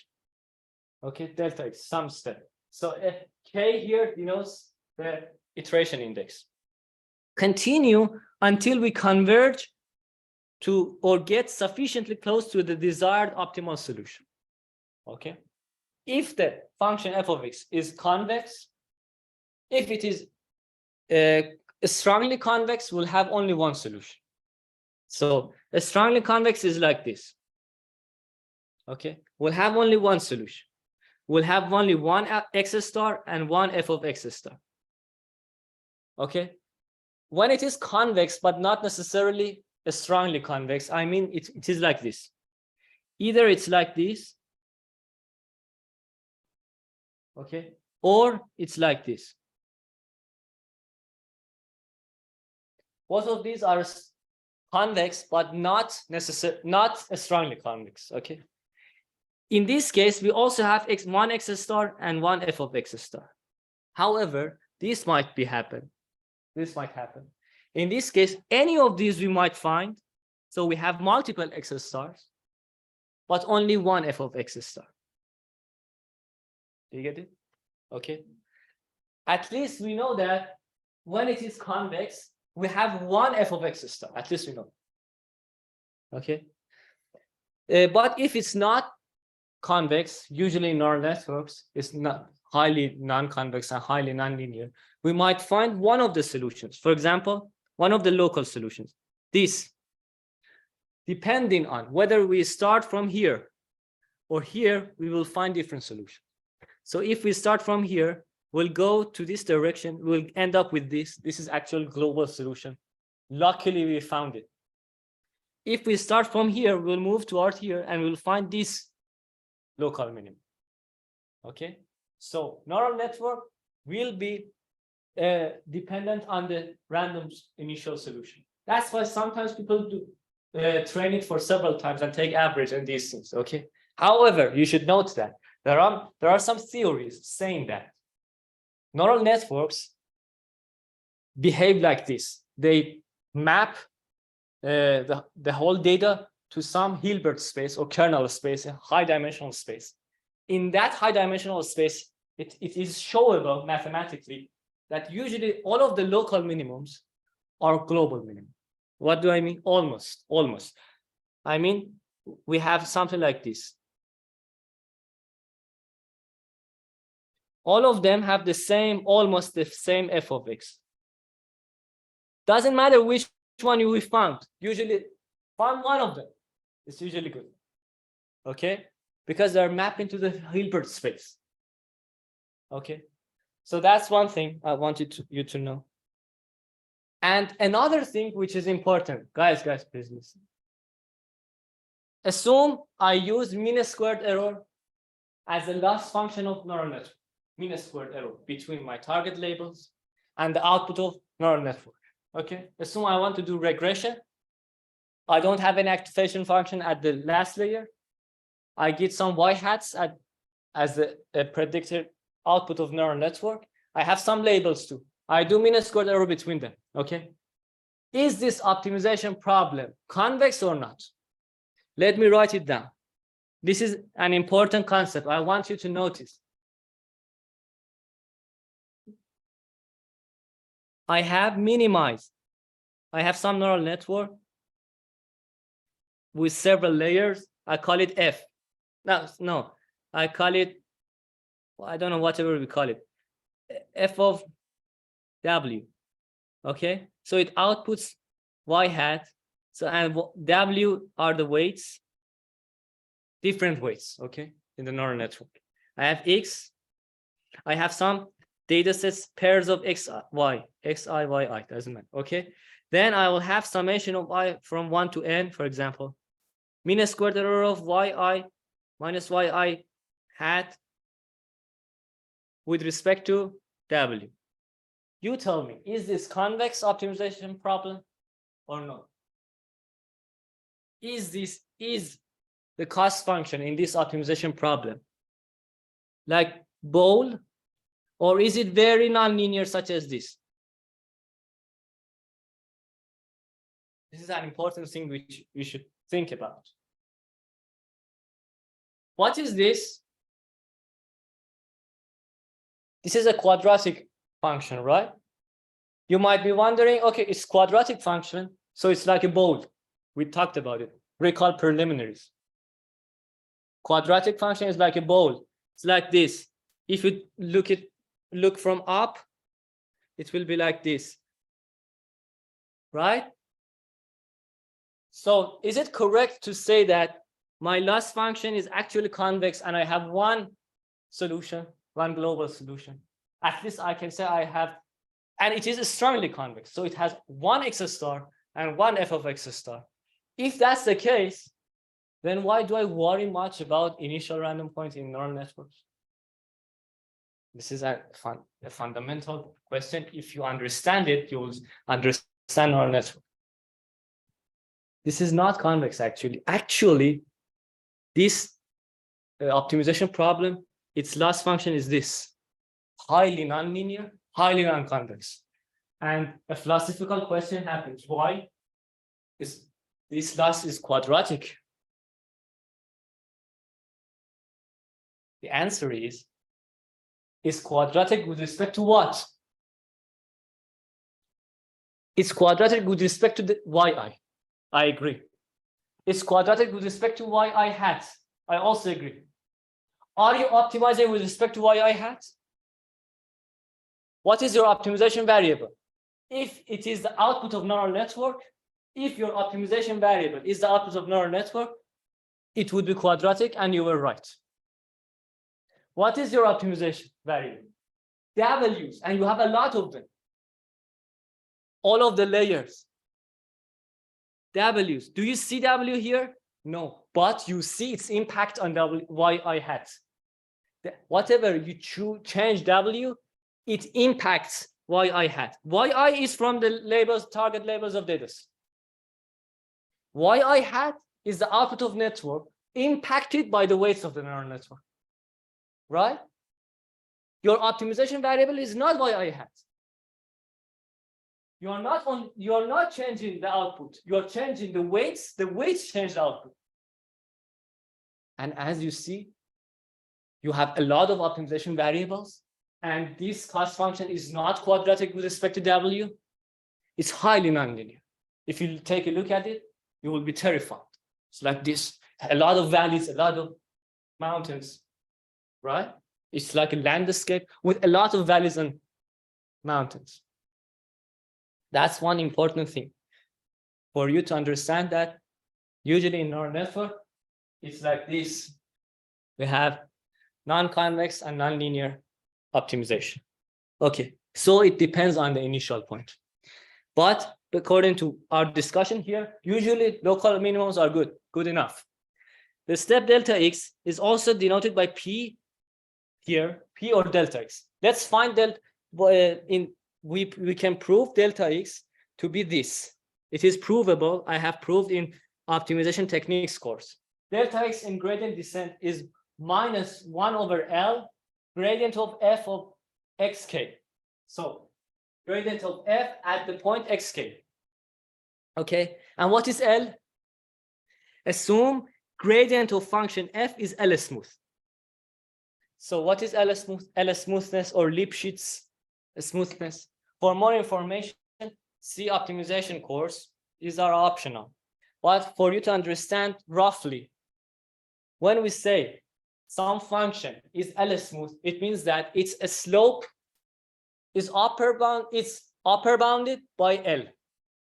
L is some value. It can be 10, it can be 1, 1.3. Okay, so L is some parameter. When we say it's L smooth, it means that its a slope never goes beyond L. Okay, for example, if it is 1 smooth, it means that its slope is at most 1. Why is it important in optimization? You see a lot of L smoothness in optimization, because the more slope you have in your function, the harder it is to optimize. Which one is harder to optimize? For example, you want to maximize a function. You have this. Okay, its a slope is like this, right? At most. Another optimization, another cost is this. You want to find its maximum. Its maximum is infinite. It's hard to find it. Its a slope goes to infinity. It's infinite. It's not a smooth at all. In terms of Lipschitz, it doesn't have any Lipschitz smoothness.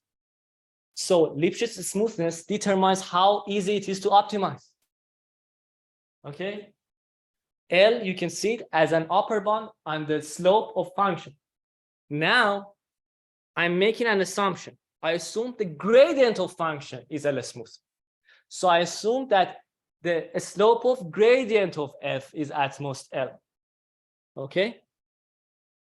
L is the Lipschitz constant, gradient of f, not f, is LS. Then it can be proved that delta x is this. And this minus here is because we are going down the mountain. We're not going up the mountain. Okay, gradient is like going up, so gradient's direction is toward the top of the mountain. You go to the other direction, reverse of gradient. Okay, minus the gradient, and therefore this is a gradient descent. You put delta x, replace delta x with this, and you will get equation 3. Okay, the problem is that often we either do not know. Well, there is one problem here. We don't know the Lipschitz constant. It's hard to calculate. For its calculation, you need to scan the whole domain of the gradient and calculate the slopes and see and find some upper bound on them. It's hard to find L. It's hard to compute. Hence, rather than this, we can use this. So we relax it. We relax the step of gradient descent to be minus eta gradient of f. Rather than minus 1 over L, we replace 1 over L with eta. And this eta is called learning rate, step size or learning rate in data science. Step size or learning. Eta is greater than 0. Why? If it is less than 0, then it means that we are moving toward the top of the mountain. Okay? It shouldn't be 0 also. Why? Otherwise, the update will be 0. We will be stuck in the initial point. So if the optimization problem is maximization, then rather than minus eta gradient of f, we'll use the eta gradient of f. And that would be called gradient ascent rather than gradient descent. But usually in deep learning, we usually have minimization. Okay? The learning rate can be found by line. So the best learning rate can be found by line search. You can take a look at the optimization course for more information. Which is used often in optimization, not in deep learning. Usually in deep learning, we set it to be some small value. It shouldn't be large. Why? Assume this is this. Assume I'm moving toward this minimum. Okay. If my learning rate is huge, large, then I will jump from here to here. Then again from here to here. Then again from here to here. I will oscillate. Okay. My learning rate needs to be small. But if it's too small, I will converge to the actual solution very late. So there is a trade-off. Whether I want to be accurate or not oscillate, or do I want to be fast to converge? Okay, there is a trade-off. Again, we talked about it in machine learning. Whenever you get something, you lose something. Okay, so there is a trade-off. And what? Usually in machine learning and deep learning, we start with larger learning rate, not very large, still small, but larger learning rate, and we decrease it. We decrease it gradually. Why? What is the reason? Because initially we are far away from the actual solution, probably. Okay, but later, the more we progress in optimization, the closer we get to the actual solution. So we actually shouldn't oscillate. When we get close to the actual solution, we need to converge to it. We shouldn't oscillate around it. So we reduce the learning rate gradually. For a convex function, the series of solutions is like this. So assume x0, x1, x2 until x star. And if it is convex, we always are reducing the function value. Okay. Then if it is convex, we have one global solution. Otherwise, the solution is local. Some examples are like this. If it is convex, we always are like this. Otherwise, we might go up and down a bit. But the overall pattern is usually decrease. Okay. An example is like this. For example, we are here, we go here, based on the learning rate, we might come here, which is a bit larger than the previous F. Therefore, we go a bit up. but again, we go down. So the whole overall, we are coming down. And if it's zoomed in, if you zoom out for many iterations, it will be something like this. It is oscillating, but its overall pattern is going down. If it is convex, it's like this.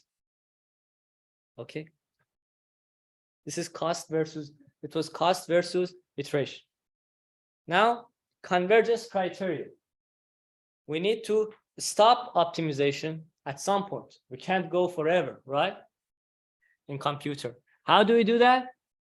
For all numerical optimization, we need to have convergence criteria or termination criterion, whatever you call it.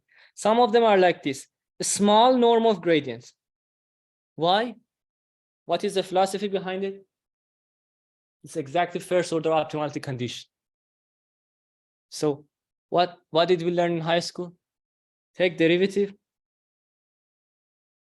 set it to 0. When derivative is 0, its L2 norm is also 0, right? The 0 vector, its length is also 0. So if it's less than some epsilon, it's good enough. Terminate. A small change of cost function. Sometimes we are not improving. The cost function is not reducing much. It means that we are almost stagnating. We reached some, for example, it was like this. We came here and we are here, we stop. So there is some risk here. We might actually have, if we continue, we might actually find a better solution. But this criterion says that's good enough. We are not changing much. Stop. Okay. Small change of gradient of function. So there is a difference between these two. That one was the difference of function value. This one is the difference of gradient of function value. Reaching maximum desired number of iterations. You remember this was used in self-organizing map 2, right? So it's we usually say, okay, optimize if sooner than 1 million iterations you reach one of these criteria, it's over. If not, if you reach 1 million iterations, stop. We don't need to continue forever. Something like that. Okay. Line search, very briefly, let me tell you, very briefly. So we saw that the step size of gradient descent requires knowledge of Lipschitz constant, okay? And we replaced it with eta. But what is the best eta? We need to do line search for it. For line search, in line search of every optimization iteration, we start with eta equals 1, but we know usually eta is small. So we reduce eta until we have some progress. What does progress mean in gradient descent? It means that our next function value is less than our previous function value. So this is the condition for progress. Okay, so we had, this was the step size, right? Do you remember? Now do you remember? So this xk plus delta x, therefore I can write it as xk minus eta gradient of f of xk. Right? So this is replaced by this. Therefore, this is the condition for improvement. We start with eta equals 1. We check this condition every time. If it's not satisfied, we halve it. We halve it. So we reduce it. We halve it, we halve it, we halve it until it satisfies equation 6 or 5, doesn't matter. And then that would be a good eta, good enough eta to use in gradient descent. Okay. So at start, we want to, why do I start with large eta, larger eta? Because I want to be fast. The larger eta makes it faster. But the larger eta might not satisfy the progress. So I want the largest eta which satisfies the progress. Some kind of like idea is like this. And also, this, when does it happen? When does it satisfy equation 5 or 6? When eta becomes less than 1 over L, where gradient L was the gradient of the function f was L smooth. Do you remember? L was the Lipschitz constant for that, for the gradient of function. For proof, see the optimization techniques course. Okay, there are some other line search methods more complicated than this. So equation 6 is simple. We can make it more complicated. And that's called Armio line search, also called backtracking line search. Also in second order optimization, we have Wolfe conditions, which has both backtracking line search and curvature condition. Okay, so both Armio condition and curvature condition. For more information, see the optimization course. And here is gradient descent with line search. Take a look at that. So we initialize the solution X. For iteration, K equals 0, 1 until convergence. What do we have?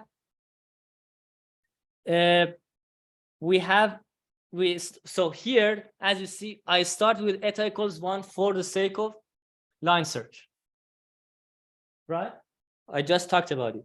And these four, line 4 to 10 is line search. Here it says that check line search condition. If not satisfied, halve it. The moment it satisfies that, do a step of gradient descent. This is a step of gradient descent. Right? And break the loop of line search. Okay, and then go and check the convergence criterion. Should I terminate or not? If yes, if converged, satisfying any of the convergence criterion that you have defined in your code, then return the last solution. Right? This is gradient descent. As you see, when you are using line search, it's a nested loop. One loop for iterations of gradient descent, one loop for line search. Momentum. Momentum is very important in neural networks. Okay, it's used a lot. So gradient descent and other first order methods can have a momentum term. Momentum proposed in reference 6 makes the change of solution delta X a little similar to the previous change of solution. So I have always some step delta X, right, for updates, some update delta. I want my next delta X to be similar to the previous delta X. In other words, I want to have a log of history. I want to have a log of history in my updates. And you'll see why. So do you remember? Previously, we had xk plus 1 is xk plus delta x. Now I replace delta x with delta xk. So at every iteration, it's different. And it's defined as this. Delta xk is alpha times delta xk minus 1. So here is the log of the previous history. Alpha delta xk minus 1, the previous delta x, minus eta gradient of f. So minus eta gradient of f, we had it in original gradient descent without momentum, right? If you set alpha to 0, it will be exactly gradient descent without momentum. If alpha is greater than 0, then we have the momentum term. It means that we have a log of history. Okay. And because of the faithfulness of the track of previous updates, momentum reduces the amount of oscillation of updates in gradient descent. Do you agree? As we are faithful to the previous update, we don't oscillate from the previous update a lot. So I don't know if you can see this figure well or not. So here, this has, for going toward the minimum, it's like this. But this one is almost like this. So this is with momentum, this is without momentum. We have less oscillation or fluctuation in our updates, okay? Momentum. The steepest descent. Sometimes in the literature, they use steepest descent and gradient descent interchangeably, but there is difference between them. Is this steepest descent is similar to gradient descent, but there is a difference between them. In the steepest descent, we move toward the negative gradient as much as possible, to reach the smallest function value, which can be achieved at every iteration. So we have like this, but for finding eta, we don't do line search anymore, okay? But for here in the steepest descent, we find eta, which has the most amount of reduction in function value, okay? So when you feed this to the function value, it's minimum. That gives us eta k, and you will use that in gradient descent. So that would be eta k. So that would be a steepest descent. Okay. And what is steepest? It means that go as steep as possible. Now backpropagation. Neural network, we already talked about that. Assume we have several layers of neural network. Guys, please listen. And every neuron in neural network is like this. So I have several neurons and their outputs, Z1 to Zm, assume these are the neurons of the previous layer. Okay. And I have the ith neuron in this layer. Let xi L here, by the way, I'm denoting the weights by x. Doesn't matter. This is just naming. You can call it W, x. Okay. Here I'm naming them by x. So xi1, xi2 until xim. It means that xi m means that the weight connecting the mth neuron of the previous layer to the ith neuron in this layer. Okay. And then this gives me AI. So this is AI. This is a linear combination of the outputs of the previous layer, but before activation function. Then we feed it to the activation function. It gives us ZI, again, ready for the next layer. Okay. And this sigma I is the activation function for the ith neuron in this layer. Okay. Let's go and see how we are going to use chain rule for backpropagation. Consider 3 neurons in 3 layers of a network. 3 neurons only. So layer L, layer I, layer J. Okay. 3 back-to-back layers, and assume AL, ZL are in this layer, in this neuron, AI, ZI, AJ, ZJ. A's are before activation, Z's are after activation. XIL is the weight connecting the Lth neuron in the layer L to the ith neuron in layer I. You get it? You can play around. So don't be confused that I'm naming layer and the index of neuron the same. That you can sweep over the index here in this layer. Doesn't matter. Okay, now, as we talked about it, AI is summation of XIL, ZL. Do you remember? Over L. The neurons of the previous layer. Okay. By chain rule, the gradient, by the way, in backpropagation, we backpropagate the errors from the last layer to the first layer. Hence the name backpropagate, backward propagation. Okay. So by chain rule, the gradient of error E with respect to the weight between the neurons L and I, it means XIL, is this. Gradient of error E with respect to XIL, what is it? I can write it as gradient of derivative of E with respect to AI times derivative of AI with respect to SIL. Do you remember? Do you agree? Okay, now, what was AI? AI was summation of XIL, ZL over summation over L, right? What is derivative of AI with respect to XIL? It's ZL. Do you agree? Why don't we have summation here?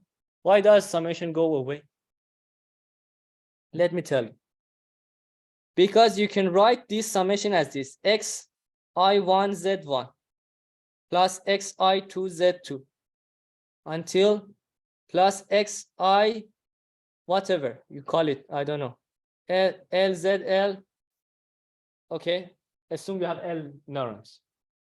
When you say, let me call it M, assume you have M neurons in the layer L. Okay, when you say take derivative with respect to xil is for a specific L. This L might be 2. For example, derivative of ai with respect to xi2. It only considers this. The other terms are constant with respect to xi2. So the summation goes away. You will have only ZL. Okay, here you in this example you only have Z2. So you have ZL here. Derivative of E with respect to AI. I define it, I just denote it by delta I. Okay, so I put it here. So we found derivative of E error at the end with respect to XI. By the way, why am I calculating the derivatives of error with respect to XIL? Because error is my cost function, and these are my parameters, which are my optimization variables. I'm doing gradient descent. I need to take derivative of cost with respect to optimization variable. And I need to do it in neural network with respect to all of the weights. And I'm doing it one by one. And for now, I did it for XIL. Now, if layer I is the last layer, delta I can be computed by the derivative of error with respect to the output. Why? What was delta I? Was derivative of E error with respect to AI.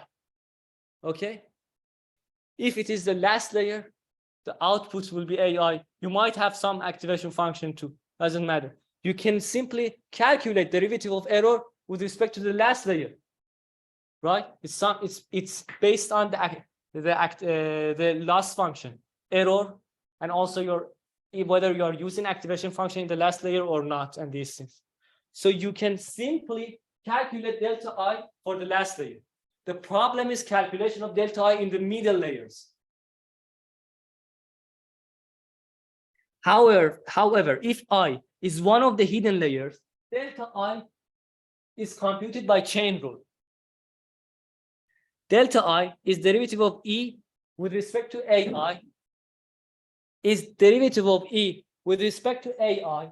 I can write it by chain rule as summation derivative of E with respect to AJ times derivative of AJ with respect to AI. What is AJ? Here is AJ. Take a look at this figure.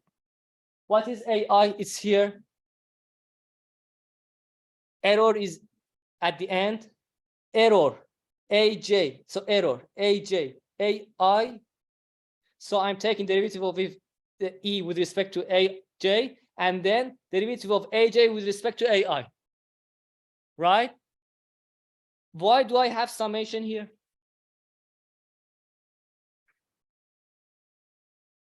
Okay, no problem. Why do we have summation here? Because all of them, guys, see, we don't have only one neuron in the Jth layer. We have multiple neurons in the Jth layer.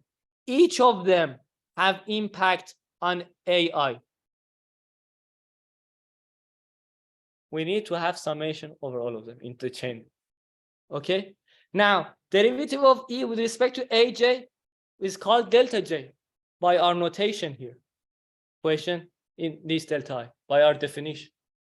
So I can write it as delta J. Here I have derivative of AI with respect to AJ with respect to AI. As you see in equation 11, delta I depends on delta J. Delta I depends on delta J. Now let's calculate derivative of AJ with respect to AI. Okay, derivative of AJ, one of these neurons in the jth layer with respect, and AI is here. Okay, again, chain rule, So I'm using chain rule inside chain rule, inside chain rule, nested chain rules. So derivative of AJ with respect to ZI times derivative of ZI with respect to AI. What is it? Derivative of AJ here with respect to AI, it means this. Then derivative of AJ with respect to ZI. Let me clear this. This is important. Now I want to explain this. Derivative of AJ with respect to ZI, derivative of ZI with respect to AI. What just happened?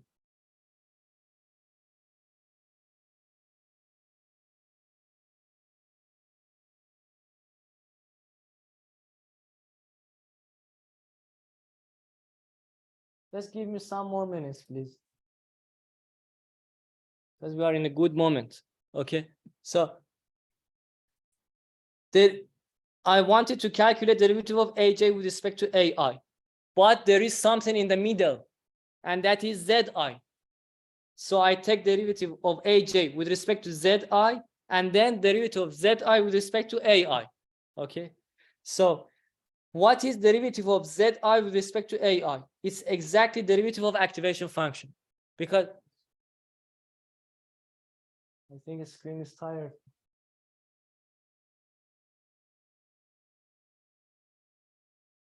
I don't know.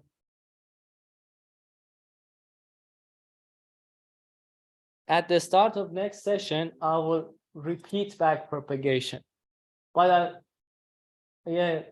I don't want this to be explained bad half. So let me complete my explanation a bit. So the ZI, what was ZI? Was sigma AI. Do you remember that? Recall equation. This equation. ZI, you feed AI to the activation function, it gives you ZI. Therefore, derivative of ZI with respect to AI is sigma I prime. It's derivative of activation function. So I will have this. What is derivative of AJ with respect to ZJ? The AJ is summation of xji zi over I, right? Therefore, similar to the previous explanation, its derivative will be xji, and the summation goes away for the same explanation I said. Okay. And now replace this here. Okay, replace equation 12 inside equation 11. You will have what? So delta J is remained as delta J. This is sigma prime AI x ji is exactly what we found in equation 12. However, sigma prime AI does not depend on the J. It can come out of summation over J, right? And now you see we found the expression for delta I. Delta I depends on delta J and also the neurons of the previous layer. So we know the deltas at the last layer, and we can calculate one by one. We come one layer at a time backward, and every layer depends on the next layer. That's why we start at the last layer, then come to the one to the last, then two to the last layers, then three to the last layers until we reach the first layer, right? Okay, we will talk about briefly review backpropagation again at the start of next session. Thank you. Thank you.